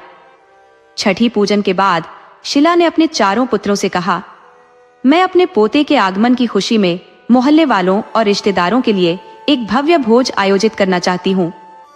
सभी बेटों ने सहमति व्यक्त की और आयोजन की तैयारी शुरू कर दी। अब शीला पूरी तन्मयता से प्रतिभोज की तैयारियों में लग गई। उसने पंडित जी से सौभाग्यशाली दिन निकलवाया और उसी के अनुरूप सभी को निमंत्रण भिजवा दिया। इस समारोह में चेतन के ससुराल वाले भी आए, क्योंकि नवजात शिशु के लिए वस्त्र और आभूषण लाना उनकी जिम्मेदारी थी, जिसे पारंपरिक रूप से चौचक कहा जाता है। जब बेटी के घर संतान होती है तब मायके से यह भेंट भेजी जाती है। प्रतिभोज के दिन सभी लोग एकत्रित हुए। इस मौके पर जयवती के पिता ने शीला से कहा, बहन जी, आज का दिन बहुत शुभ है। मैं चाहता हूं कि श्यामा और कुंदन की शादी की बात आज ही पक्की कर दी जाए। शीला ने निश्चिंतता से कहा, भाई साहब, मैंने पहले ही कह दिया था कि मैं अपने वचन से पीछे नहीं हटूंगी। अगर आपको यह उचित लगता है तो मुझे भी कोई आपत्ति नहीं है। पहले चंदन का तिलक करवा दीजिए, फिर कथा का आयोजन करेंगे। इसके बाद भोज होगा और फिर हम शादी के लिए मुहूर्त निकलवाएंगे। यह सुनकर जयवती के पिता बेहद प्रसन्न हो गए और श्यामा का रिश्ता कुंदन से पक्का कर दिया। कथा के आयोजन के बाद प्रसाद वितरित किया गया और फिर सभी ने प्रतिभोज में भाग लिया। 1 महीने बाद चेतन अपने ससुराल पीली चिट्ठी लेकर लौटा, जिसमें लिखा था कि श्यामा और कुंदन की शादी 7 महीने बाद संपन्न होगी। इस खबर से शीला अत्यंत खुश हो गई। उसने चेतन से कहा, ये अच्छा हुआ, हमारे पास 7 महीने का समय है। अब तुम नंबरदार से बात कर लेना और कुंदन की शादी के लिए कुछ पैसे उनसे मांग लेना, ताकि बहू के लिए गहने और वस्त्रों की व्यवस्था की जा सके। समय बीतता गया और सभी ने अपने अपने हिस्से के कामों में जुटकर तैयारियां पूरी कर ली। 7 महीने के बाद शादी का शुभ दिन आ गया। श्यामा के लिए गहने और कपड़े पहले से ही तैयार थे। विवाह के दिन कुंदन की बारात धूमधाम से निकली और 2 दिन बाद श्यामा विवाह की सभी रस्में पूरी कर कुंदन के साथ शीला के घर आ गई। शीला के जीवन में खुशी की बयार चल पड़ी थी, लेकिन समय ने करवट ली। देखते ही देखते जयावती का बेटा मेघसिंह 1 साल का हो गया और तभी अचानक चेतन की तबीयत बिगड़ने लगी। लाखों प्रयासों के बाद भी शीला अपने बड़े बेटे चेतन को बचा नहीं सकी। यह अपार दुख शीला और उसके परिवार पर मानो कहर बनकर टूटा। एक हंसता खेलता परिवार गहरे शोक में डूब गया। कुंदन की शादी को अभी 1 साल भी नहीं बीता था और मुसीबतों का सिलसिला शुरू हो गया। लोग तरह तरह की बातें करने लगे। कोई कहता कि कुंदन की नई बहू के कदम पड़ते ही इस घर में विपत्तियां आ गई, तो कोई मेघसिंह को अपशकुन मानता। बातें इतनी बढ़ गई कि हर कोई अपनी अपनी राय देने लगा। शीला को लगा जैसे उसका सब कुछ लूट गया है। वह दुख के अथाह सागर में डूब चुकी थी। चेतन की मृत्यु के बाद शीला भी बीमार पड़ गई। शीला अपने बड़े बेटे की मृत्यु के आघात से उबर नहीं सकी। जिसने अपनी जवानी में पति को खोने के बाद भी अपने आत्मबल को बनाए रखा था, वह अब बिखर गई थी। चेतन के निधन के बाद शीला के जीवन के अंतिम दिन बहुत पीड़ा में बीते। कुंदन और उसके भाइयों ने हर संभव प्रयास किए, परंतु वे उसे बचा नहीं सके। चेतन की मृत्यु के मात्र 6 महीने बाद ही शीला भी इस संसार से विदा हो गई। अब परिवार की सारी जिम्मेदारियों का बोझ कुंदन पर आ गया। अपने भाई और मां के अचानक चले जाने से कुंदन का हृदय व्यथित था। वह पूरी तरह से निराश हो चुका था। उसे समझ नहीं आ रहा था कि वह इस संकट में क्या करे।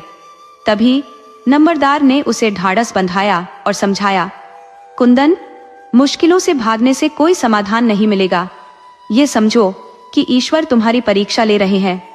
तुम्हें इस कठिन परीक्षा को हर हाल में उत्तीर्ण करना ही होगा। यदि तुम टूट गए तो यह परिवार पूरी तरह से बिखर जाएगा। तुम्हारे भाई, छोटा भतीजा विधवा भाभी और तुम्हारी पत्नी, सभी का मनोबल चकनाचूर हो जाएगा। नंबरदार की बातें कुंदन के दिल में उतर गई। उसने यह निश्चय किया कि अपनी माँ की आत्मा की शांति के लिए वह शांति पाठ और कन्याओं को भोज कराएगा। उसने सभी रिश्तेदारों को बुलाया और नियमानुसार शांति पाठ और कन्या भोज का आयोजन किया। इसके बाद कुंदन ने अपनी बहनों, बहनोइयों और ससुराल वालों के साथ एक महत्वपूर्ण चर्चा की। उसने अपने छोटे भाई कालू को कहा कि उसे जो काम अच्छा लगे वह उसे शुरू कर दे। अब सबको एकजुट होकर काम करना होगा, तभी यह परिवार चल सकेगा। कुंदन ने अपने ससुराल वालों से निवेदन किया कि वे उसकी भाभी को कुछ समय के लिए अपने साथ ले जाएं, ताकि वह अपने दुखों को भुला सके। अब माँ तो नहीं रही जो इन्हें संभालती थी। यदि भाभी यहाँ अकेली रह गई तो उनका दुख और गहरा जाएगा, साथ ही श्यामा भी व्यथित होगी। जब ये दोनों दुखी होंगी तो परिवार की देखभाल कौन करेगा? सभी को कुंदन की यह बात सही लगी और उन्होंने सहमति जताई। बहनों ने छोटे भाई कालू को भी समझाने की कोशिश की। कालू ने स्पष्ट कर दिया कि उसकी रुचि किसानी में नहीं है। उधर कुंदन के ससुर ने भी सहमति जताते हुए कहा, बेटा तुम बिल्कुल सही कह रहे हो। हम जयवती को अपने साथ ले जाएंगे ताकि उसका मन बदल सके। जब कभी भी समय मिले घुमाने फिराने के बहाने उसे वापस लाया करो। उन्होंने बहनों से भी कहा कि वे समय समय पर भाभी के पास आती जाती रहे, ताकि भाभी का अकेलापन भी कुछ कम हो सके। ससुराल के इस सुझाव से सभी संतुष्ट हो गए। कुंदन ने अपनी पत्नी श्यामा को समझाया, तुम भी इन सभी की देखभाल में जुट जाओ, ताकि हम सब मिलकर इस परिवार को संभाल सके। इसके बाद हर कोई अपने कामों में व्यस्त हो गया। निक्के तो पहले से ही खेती बाड़ी करता था, लेकिन अब उसने 7,710 बीघे जमीन बटाई पर लेकर खेती शुरू कर दी थी, जिससे पूरे साल का अनाज मिल जाता था। कालू ने भी निक्के के साथ काम करना शुरू कर दिया और साप्ताहिक पशु बाजार में एक व्यापारी के साथ जाने लगा। व्यापारी भैंसों का व्यापार करता था और धीरे धीरे कालू को भी भैंसों के व्यापार का अच्छा ज्ञान हो गया। एक दिन कालू ने निक्के और कुंदन से कहा, भाई अगर पैसों की व्यवस्था हो जाए तो हम एक भैंस खरीद सकते हैं। इससे भूसा भी काम आएगा और हमें दूध, दही, घी और लस्सी भी मिलती रहेगी। कालू की यह बात सुनकर सभी को अच्छा लगा, खासकर श्यामा को। उसने मुस्कुराते हुए कहा, देवर जी ने सही कहा है, मुझे भी कुछ काम मिल जाएगा और दिन भर भैंस की देखरेख करने में समय भी कट जाएगा। दीदी और मुन्ना को भी बुला लेंगे, इससे मुन्ना के साथ तुम सबकी थकान भी दूर हो जाएगी। कुंदन और निक्के दोनों श्यामा की ओर देख मुस्कुराए और बोले, भाई जब तेरी भाभी ने सब कुछ सोच समझकर बताया है तो अब हम मना भी कैसे करें। कुंदन ने हंसते हुए कहा, ठीक है, व्यापारी से बात कर लो और एक अच्छी सी भैंस खरीद लो। हाँ, व्यापारी को यह जरूर कह देना कि हम 6 महीने में पैसा चुकता करेंगे। कालू ने पहले ही व्यापारी चाचा से भैंस लेने की बात कर रखी थी। उसने व्यापारी से कहा था, चाचा इस भैंस को अभी मत भेजना, मैं भाइयों से बात करके आपको बताऊंगा। कुछ दिनों बाद कालू झिझकते हुए व्यापारी के पास गया और बोला, चाचा भाई ने भैंस खरीदने की हाँ कर दी है, लेकिन एक छोटी सी समस्या है। व्यापारी ने उसे आश्वस्त करते हुए कहा, समस्या कैसी बेटा? कोई भी मसला हो उसका हल जरूर होगा, बताओ तो सही। कालू ने धीरे से कहा, भैया ने कहा है कि पैसे हम 6 महीने बाद ही चुका पाएंगे। व्यापारी ने हंसते हुए कहा, अरे कालू, तेरे भाई की हाँ ही मेरे लिए काफी है। पैसों की चिंता मत कर, तू भैंस ले जा। वैसे भी तुझे मालूम है कि मैंने यह भैंस कितनी कीमत पर दी है। तुमसे कोई मुनाफा नहीं कमा रहा हूँ। अपने भाई से कह देना कि 1 साल तक भी भुगतान हो, कोई बात नहीं। तेरे भाई की बात को कौन मना कर सकता है। कालू भैंस लेकर घर लौट आया। उधर श्यामा यह देख रही थी। जैसे ही कालू ने भैंस को खूंटे से बांधा, भैंस ने वहीं गोबर कर दिया। श्यामा की माँ दौड़ कर आई और एक उंगली से गोबर लेकर अपने और कालू के माथे पर तिलक कर दिया। उन्होंने कहा, हमारे बाबा कहते थे कि जब नया पशुधन घर में आते ही गोबर करे तो यह शुभ संकेत होता है। इसका मतलब है कि उस घर में खुशियों की शुरुआत हो गई है। कालू ने थोड़ा उदास होते हुए कहा, माँ ये सब बातें तो ठीक है, लेकिन खुशियां कहाँ है? पिछले 1 साल से हमारी खुशियों पर जैसे ग्रहण लग गया है। ऐसा लगता है कि इस घर पर किसी की बुरी नजर लग गई है। भगवान करे आपके मुंह से निकली बात सच हो जाए। श्यामा ने सहमति जताते हुए कहा, देवर जी आप सही कह रहे हैं। वो पुरानी खुशियां तो वापस नहीं आ सकती, लेकिन नई खुशियां अगर मिले तो हम अपने पुराने गमों को शायद थोड़ा भुला सके। शाम को जब कुंदन घर आया तो उसने कालू से कहा, अरे कालू, मैंने तो ये नहीं कहा था कि इतनी जल्दी भैंस ले आओ। अभी तो वैसे भी बहुत कर्ज है, ऊपर से तुम भैंस भी ले आए। कालू ने जवाब दिया, भैया आपने कहा था कि 6 महीने में पैसे चुका देंगे, लेकिन व्यापारी चाचा ने हमें 1 साल का समय दे दिया है, इसलिए मैंने भैंस ले ली। और भैंस भी बहुत अच्छी है, उसके साथ एक बछिया भी है। भगवान ने चाहा तो 3 साल में यह भी बड़ी होकर दूध देने लगेगी। कुंदन ने मुस्कुराते हुए सिर हिलाया और कहा, ठीक है भाई, चलो अब इसे अच्छे से संभालो। कुंदन ने ठंडी सांस लेते हुए कहा, ठीक है, जो होगा वो देखा जाएगा। इस बीच कुंदन ने एक बढ़ई से कुछ खेतीबाड़ी के औजार और हल बनवाने के साथ साथ लोहे के काम और उत्तराती कुर्फी बनाने की कला भी सीख ली थी। अब कुंदन के पास फुर्सत का समय शायद ही बचा था। वह अगर राजमिस्त्री का काम छोड़ता तो बड़ी कारीगरी के कामों में जुटा रहता। इसके बावजूद वह भीतर से उस सुकून को महसूस नहीं कर पा रहा था जिसकी उसे तलाश थी। 1 साल के भीतर कुंदन ने भाइयों की मदद और कठिन परिश्रम से सारे कर्जे को चुकता कर दिया था। अभी इस बात को 10 दिन भी नहीं हुए थे कि उसके ससुर अचानक घर आए। उन्हें देखकर कुंदन ने उत्साहित होते हुए कहा, पिताजी, मुन्ना और भाभी को भी साथ लाते तो अच्छा लगता। ससुर ने गंभीरता से कहा, कुंदन, मुझे मालूम है कि तुम लोग मुन्ना से बेहद प्यार करते हो। मैं भी उसी के बारे में बात करने आया हूँ। कुंदन ने चौंकते हुए पूछा, तो बताइए पिताजी, क्या कहना है? ससुर ने धीमे स्वर में कहा, बेटा तुम समझदार हो, तुम जानते हो जयावती की उम्र अभी कितनी है। उसकी पूरी जिंदगी उसके सामने पड़ी है। मैं उसे विधवा की तरह श्वेत वस्त्रों में नहीं देख सकता। ये समय बहुत खराब है, चारों तरफ दरिंदे हैं। मैं चाहता हूं कि घर की इज्जत घर में ही रहे, इसलिए मैं तुमसे एक अनुरोध करने आया हूं। मैं चाहता हूं कि तुम निक्के से जयवती की शादी करा दो। अगर ऐसा होगा तो मुन्ना भी तुम सबके साथ रहेगा, वरना वह भी जयवती के साथ चला जाएगा। ससुर की बातें सुनकर कुंदन स्तब्ध रह गया। उसने तो कभी इस विषय पर विचार ही नहीं किया था।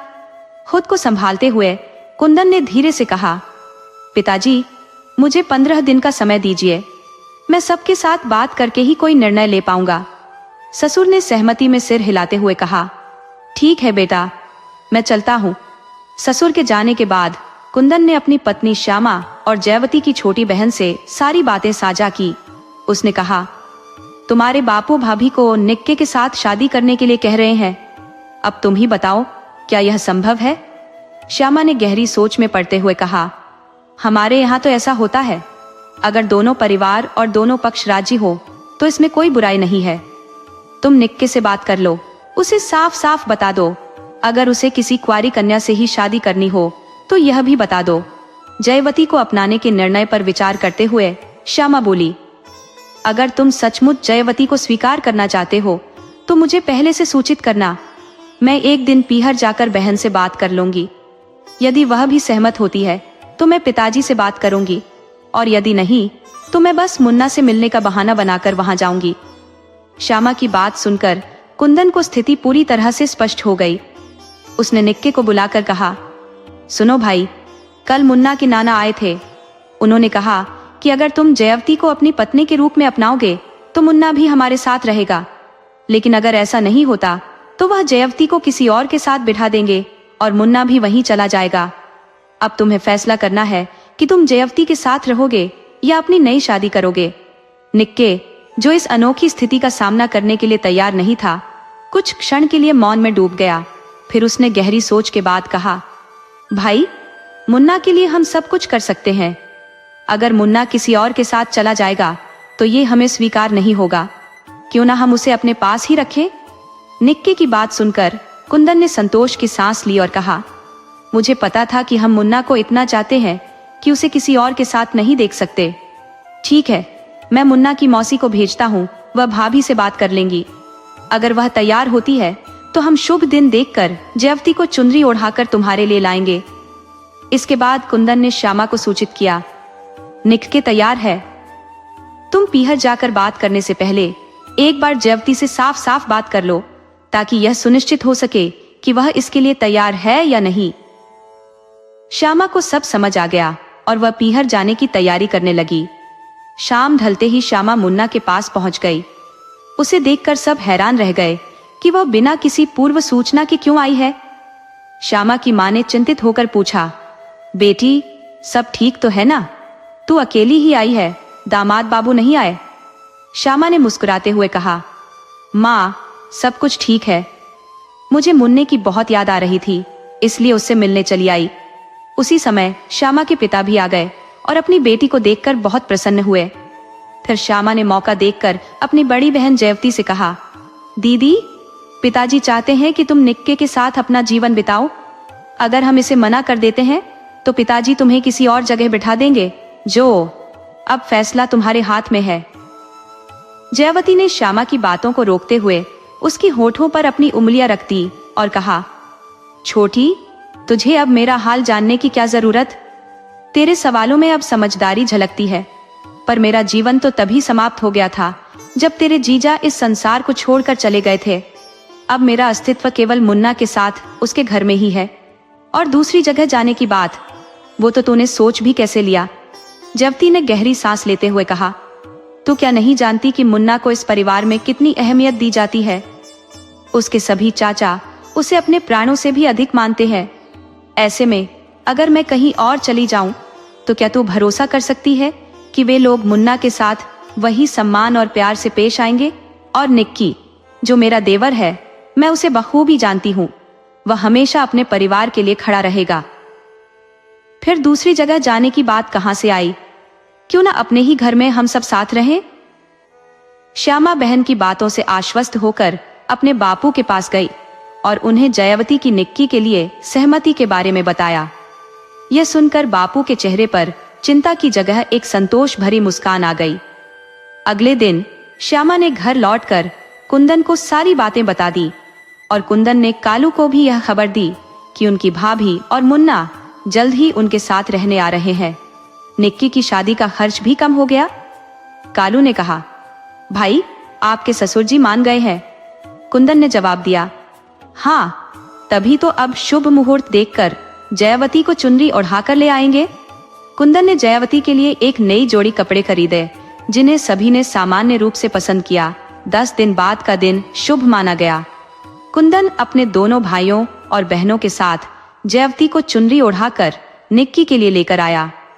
सब कुछ सुचारू रूप से चल रहा था और घर में कब कौन सा काम पूरा हो जाता, इसका अंदाजा किसी को नहीं होता था। जयवती ने भैंस और बाहरी काम संभाल रखा था, जबकि सामान्य रसोई की जिम्मेदारी ले रही थी। जयवती को घर आए 15 दिन हो गए थे, मगर निक्की अभी भी उससे दूरी बनाए हुए था। श्यामा को भी यह बात खटक रही थी। एक दिन श्यामा ने निक्की से कहा, देवर जी अब तो दीदी के साथ रहा करो, क्यों अभी भी बाहर सोते हो? निक्की ने संकोच भरे स्वर में कहा, भाभी मैं उन्हें बड़ी भाभी की तरह मानता हूँ, तो बताओ मैं उनके साथ कैसे रह सकता हूँ? श्यामा ने यह बात जयवती को बताई और कहा, दीदी तुम निक्की से बात क्यों नहीं करती? उसे समझाओ, अगर इसी तरह दूर रहोगे तो क्या फायदा? जयवती ने शांति से जवाब दिया, तू चिंता मत कर, धीरे धीरे सब ठीक हो जाएगा। मुन्ना उनके पास ही तो है, वक्त के साथ हमारी दूरियां भी मिट जाएंगी। मुझे पता है पहले कदम मुझे ही उठाने होंगे। एक दिन कुंदन और श्यामा छोटी बहन के यहाँ घूमने गए थे और कालू भी व्यापारी के साथ पशु मेला देखने गया था। शाम को जब निक्की खाना खाने आया तब जयवती ने कहा, मुझे अकेले डर लगता है, अभी तक मैं कभी अकेली नहीं रही। निक्की ने जवाब दिया, मुन्ना तो तुम्हारे पास है। और फिर बाहर बरामदे में चारपाई बिछा ली। थोड़ी देर में मुन्ना आकर सो गया। जैसे ही मुन्ना सोया, अचानक बादलों की गर्जना के साथ बिजली कड़कने लगी। जयवती बरामदे में आई और निक्की से बोली, मुन्ना को अंदर सुला दो और तुम भी अपनी चारपाई अंदर कर लो। ये बेमौसम की बारिश है, बरामदे में भीग जाओगे और तबीयत खराब हो जाएगी। निक्की ने उसकी बात मान ली और चारपाई कमरे में ले आया। बारिश तेज हो गई थी। जब मुन्ना सो गया तब जयवती ने निक्की से कहा, जब मेरे बापू और अम्मा ने मुझे तुम्हारे साथ जोड़ दिया है तो फिर तुम मुझसे दूर क्यों रहते हो? हम पति पत्नी हैं और इस रिश्ते को निभाना हमारा कर्तव्य है। निक्की ने उसकी बात समझी और स्वीकार कर ली। दोनों का रिश्ता अब पति पत्नी जैसा हो गया। जब 2 दिन बाद कुंदन और श्यामा लौटे तो श्यामा ने जयवती को सजी धजी देखा और उसके चेहरे पर मुस्कान आ गई। अब जयवती और निक्की पूरी तरह पति पत्नी के रिश्ते में बंध गए थे। कुंदन ने अपने जीवन को पूरी तरह से बदलने का मन बना लिया था। एक बार फिर से उनके घर में खुशी और रौनक लौट आई। कुंदन ने राजमिस्त्री का काम करने के साथ साथ बढ़ई का कार्य भी सीख लिया था। इसके अलावा वह गांव के वैद्य जी से आयुर्वेद की शिक्षा भी ग्रहण करने लगे। कुछ ही समय में कुंदन ने नाड़ी देखकर रोग पहचानने और इलाज का तरीका सीख लिया था। अब केवल व्यावहारिक उपचार की सीख बाकी थी। एक दिन वैद्य जी एक मरीज को देखने के लिए जा रहे थे तो उन्होंने कुंदन को भी साथ चलने को कहा। रास्ते में कुंदन ने कहा, गुरुजी, आज मुझे भरोसा है कि मैं रोगी की नाड़ी देखकर उसकी बीमारी का अनुमान लगा सकता हूँ। जब वे मरीज के घर पहुंचे तो देखा कि मुख्य द्वार के पास अमरूद के पत्ते बिखरे हुए थे। घर के अंदर मरीज पेट दर्द से कराह रहा था। वैद्य जी ने उसका दाहिना हाथ पकड़ा और नाड़ी देखने लगे। इस बीच मरीज के परिवार वाले बेचैन होकर पूछने लगे, वैद्य जी, क्या चिंता की कोई बात है? वैद्य जी ने गंभीर स्वर में कहा, चिंता की बात थी, लेकिन अब जब मैं यहाँ हूँ तो कोई समस्या नहीं है। फिर उन्होंने मरीज से पूछा, तुमने कितने अमरूद खाए? मरीज ने उत्तर दिया, मीठे थे, 2 ही खाए। वैद्य जी ने मुस्कुराते हुए कहा, नमक नहीं लगाया होगा। अगर नमक लगाया होता तो 4 भी खा लेते और कुछ न होता। खैर, अब जो हुआ सो हुआ, गर्म पानी पी लो, आराम आ जाएगा। वैद्य जी ने एक चूर्ण दिया और मरीज ने गर्म पानी के साथ उसे ग्रहण किया। तुरंत ही मरीज को राहत महसूस हुई। वैद्य जी ने उसे 4 पूड़ियां बनाकर दी और कहा, रात सोने से पहले और सुबह खाने के बाद गर्म पानी के साथ लेना। फीस लेकर वे लौटने लगे। रास्ते में कुंदन ने पूछा, गुरुजी, आपने कैसे जाना कि उसने अमरूद खाया है? वैद्य जी ने हंसते हुए उत्तर दिया, रोग की जांच 3 प्रकार से होती है, देखकर, पूछकर और छूकर। मैंने घर के बाहर ताजे अमरूद के पत्ते देखे थे। यह साफ संकेत था कि घर में अमरूद आए हैं और मीठे अमरूद बिना नमक के खा लेने से पेट में दर्द हो सकता है। बाकी मैंने नाड़ी देखकर और पूछकर अपनी पुष्टि की, समझे? कुंदन ने सिर हिलाते हुए कहा, समझ गया गुरुजी।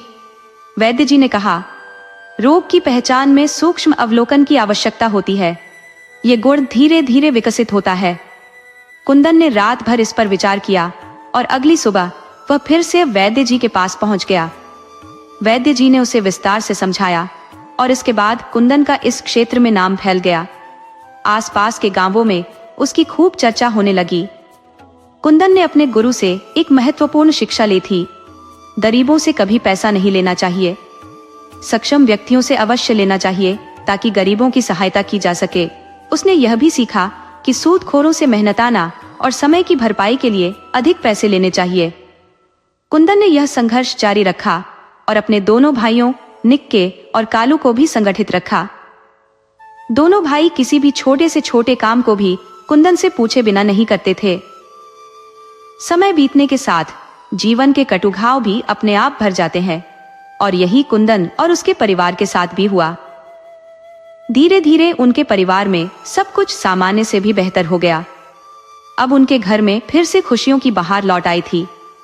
हालांकि कुंदन के हृदय के किसी कोने में अपने बड़े भाई की मृत्यु का दर्द सदा के लिए गहरे में बैठा हुआ था। वह यह भली भांति जानता था कि जब उसका बड़ा भाई जीवित था तब किसी चिंता की कोई आवश्यकता नहीं थी, क्योंकि वह सब संभाल लेता था। लेकिन अब जब वह खुद परिवार का मुखिया बन गया था तो उसे यह सुनिश्चित करना था कि पूरे परिवार की जिम्मेदारियों को बखूबी निभाए। ये उसके लिए एक विशाल जिम्मेदारी थी जिसे उसने अत्यधिक समर्पण और कुशलता से निभाया। अपने 2 छोटे भाइयों को कुंदन ने एक ही मूल मंत्र दिया, हमें आपस में कभी नहीं लड़ना चाहिए, चाहे कैसी भी परिस्थितियां हों। बाहरी लोग हमारी खुशियों में आग लगाने की कोशिश करेंगे, लेकिन हमें किसी की बातों में नहीं आना है। हमें अपने कर्तव्यों पर डटे रहकर अपने बड़े भाई और माँ के सम्मान की रक्षा के लिए हमेशा तैयार रहना है। कुंदन ने जीवन में जो भी कार्य सीखे थे, उन सब के माध्यम से वह अपने परिवार की समस्त जिम्मेदारियों को बखूबी निभा रहा था। जयवती के आगमन के बाद तो परिवार में और भी खुशहाली छा गई। पूरे परिवार ने जयवती को अपार प्रेम दिया और कुंदन का स्नेह तो कुछ अलग ही स्तर पर था। कुंदन जब भी हाट बाजार जाता, वह हमेशा जयवती के लिए कुछ न कुछ उपहार अवश्य लाता। मुन्ना भी कुंदन के लौटने का बड़े उत्साह से इंतजार करता था। इधर कुंदन के छोटे भाई कालू के लिए भी रिश्ते आने लगे थे। एक दिन कुंदन ने अपनी पत्नी जयवती से इस बारे में चर्चा की। जयवती ने कुछ सोचते हुए कहा, नहीं, कालू के लिए हमारी सगी बहन को नहीं लाएंगे। एक ही घर में 3 सगी बहनों का होना सही नहीं है। कुंदन के साले ने भी इस बात का समर्थन किया और कालू का रिश्ता किसी अन्य लड़की से तय हो गया। अब तीनों भाइयों के घरों में उनकी अपनी अपनी पत्नियां थी और सब कुछ शांतिपूर्वक चल रहा था। लेकिन फिर गांव में भारी बारिश और बाढ़ की वजह से सभी फसलें नष्ट हो गई। सरकार ने राहत सामग्री के रूप में अनाज और कपड़े बांटना शुरू किया। कुंदन को भी तीनों बहुओं के लिए कपड़े मिले। पुरुषों के लिए धोती और कुर्ता का कपड़ा आया, लेकिन कुंदन ने सोचा कि यह साधारण धोती नई बहू को शायद पसंद ना आए, इसलिए उसने बाजार से एक छपी हुई साड़ी खरीद ली और कालू की पत्नी को दे दी। यहीं पर कुंदन से एक बड़ी गलती हो गई। जब जयवती ने यह देखा कि उसकी बहन के लिए छपी हुई साड़ी लाई गई है, तो उसे लगा कि उसके साथ अन्याय हुआ है। वह गुस्से में बोली, क्या हम बूढ़ी हो गए हैं जो हमें सफेद किनारे वाली धोती पहनने को दी जा रही है? मैं यह साधारण धोती नहीं पहनूंगी, मुझे भी छपी हुई साड़ी चाहिए। कुंदन की छोटी बहन ने जयवती को समझाने की कोशिश की। बुढ़िया तो नहीं, लेकिन घर पर पहनने में क्या हर्ज है, हम इसे रंगवा देंगे और यह सुंदर हो जाएगी। लेकिन जयवती का गुस्सा और बढ़ गया। उसने स्पष्ट कह दिया, मैं यह धोती नहीं पहनूंगी। अगर मुझे भी वही छपी हुई धोती नहीं मिली तो मैं इसे पहनने से इनकार करती हूँ। कुंदन ने पहली बार जयवती का यह क्रोधमय रूप देखा, जिससे वह गहन विचार में डूब गया। शायद यही वह वजह थी कि जयवती ने कालू के लिए छोटी साली की शादी से इनकार कर दिया था। देवरानी की जरूरत महसूस होती थी, पर जेठानी का गुस्सा शायद बहन पर लागू नहीं होता।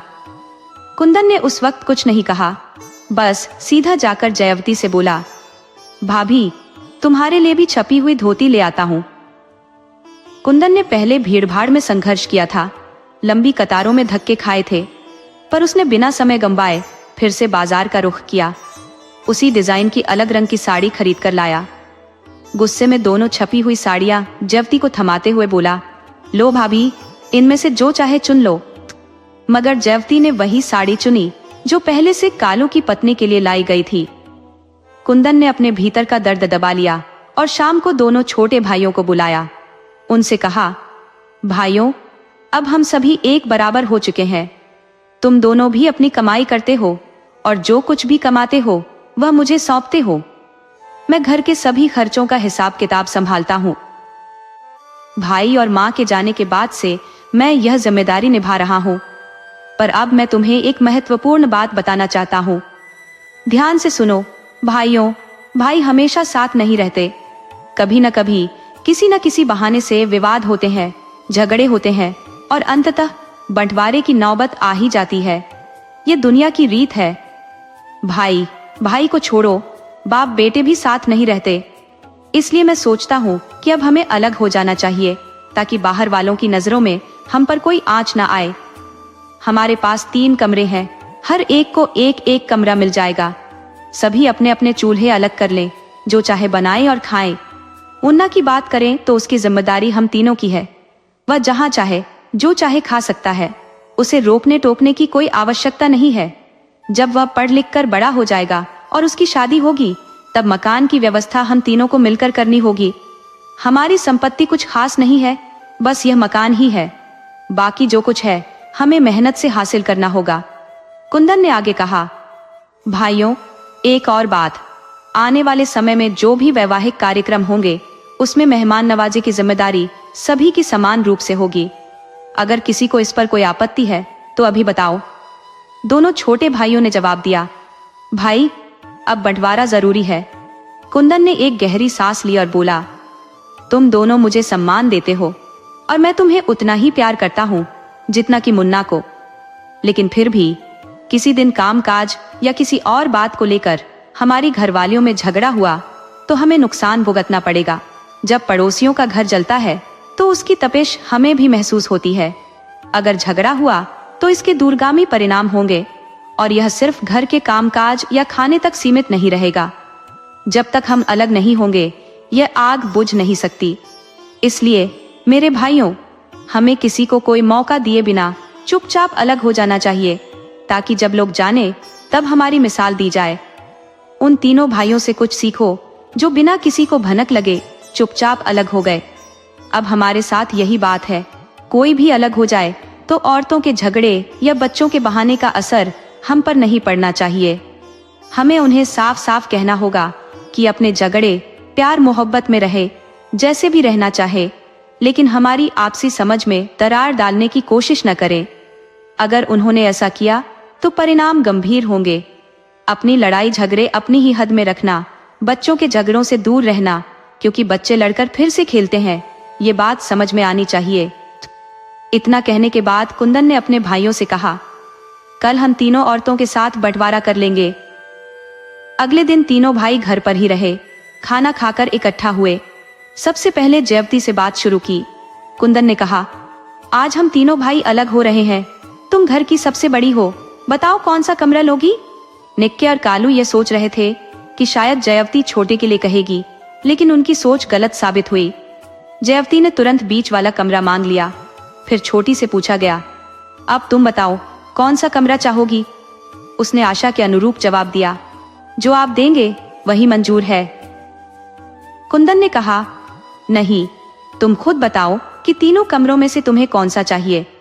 तब उसने कहा, जब हम तीनों एक एक कमरे में रह ही रहे थे और बड़ी जी को बीच वाला चाहिए, तो मैं उसी कमरे में रहूंगी जिसमें अब तक रह रही हूँ। निक्की ने कहा, जब हम अब तक पूर्वी कोने के कमरे में रह रहे थे तो अब क्यों नहीं, कमरे तो तीनों ही बराबर है। जयवती ने कहा, नहीं, मुझे बीच वाला ही कमरा चाहिए। श्यामा ने तब कहा, छोटी, तुम इनमें से जो चाहो वो कमरा ले लो। फिर भी उसने वही कहा, जी, आप जैसा कहेंगी मैं उसी में रहूंगी। कालू ने कहा, कोई बात नहीं भाभी, हम पूर्वी छोर वाला कमरा ले लेंगे। आप जिस कमरे में रह रही हैं उसी में रहे, कम से कम एक जगह स्थिरता तो बनी रहेगी। इसके बाद रुपए पैसे, अनाज, आटा दाल और यहाँ तक कि जेवरों का भी बंटवारा कर दिया गया। कुंदन ने कहा, अब तुम सब अपना अपना सामान समेटकर अपने अपने कमरों में रख लो। कल से सब अपना खाना खुद बनाएंगे। जो बनाना है वो बनाओ और खाओ। ये बंटवारा सिर्फ घर के भीतर का है, बाहर की दुनिया में किसी झगड़े का कोई हिस्सा नहीं है।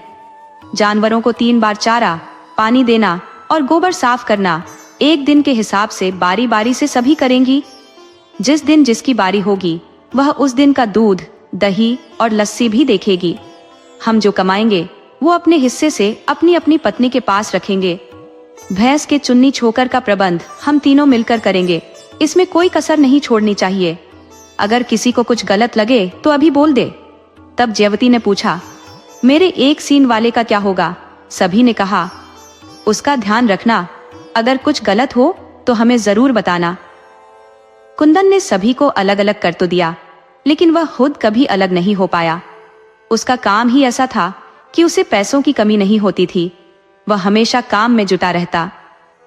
राजमिस्त्री के काम के साथ साथ उसे वक्त मिलता तो वह आयुर्वेदिक नुस्खे तैयार करता।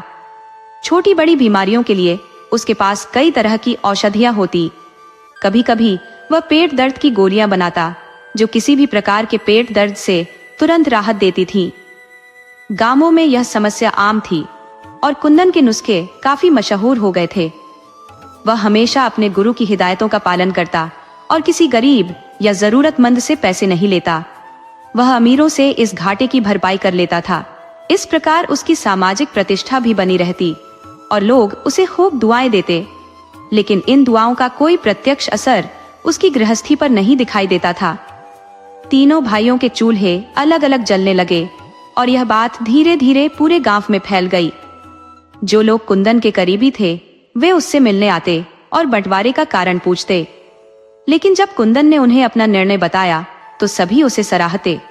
हालांकि एक दिन मोहल्ले के एक व्यक्ति ने कुंदन के छोटे भाई से झगड़ा करने का दुस्साहस किया। उसे लगा कि अब तीनों भाई अलग हो गए हैं, इसलिए वह उन पर हावी हो सकता है।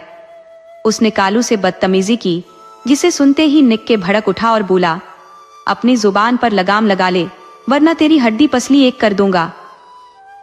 उसी वक्त कुंदन ने दूर से आवाज लगाई, निक्के, उसे पकड़, मैं आ रहा हूं। बस फिर क्या था, वह व्यक्ति वहां से ऐसे गायब हो गया जैसे हवा में घुल गया हो। सुन लो, यदि किसी के मन में यह भ्रम है कि हम तीनों भाई अलग हो गए हैं, तो इस गलतफहमी को तुरंत दूर कर लो। हम चाहे घर के भीतर अलग अलग रहते हो, पर बाहर की दुनिया के लिए हम हमेशा एक हैं। मैंने ये अलग चूल्हे सिर्फ घर में शांति बनाए रखने के लिए किए हैं। बाहरी लोगों के लिए हम आज भी एक हैं और हमेशा रहेंगे। अगर भरोसा न हो तो दीना से पूछ लेना, जो अभी अभी अपनी जान बचाकर भागा है। उसे छठी का दूध याद दिला देते, पर मैंने उसे छोड़ दिया। पर चेतावनी है, आगे से कोई ऐसी गलती मत करना, वरना हम उसे उसके घर में घुसकर सबक सिखाएंगे। लोग जो कुंदन के शुभचिंतक थे, दीना को समझाने लगे कि अच्छा हुआ समय रहते भाग गया, वरना कालू से टकराकर सही सलामत वापस नहीं आता। कुंदन और निक्के को कालू से बेहद लगाव था, लेकिन कुंदन ने घर की महिलाओं के झगड़े से तंग आकर चूल्हे अलग कर दिए थे ताकि शांति बनी रहे।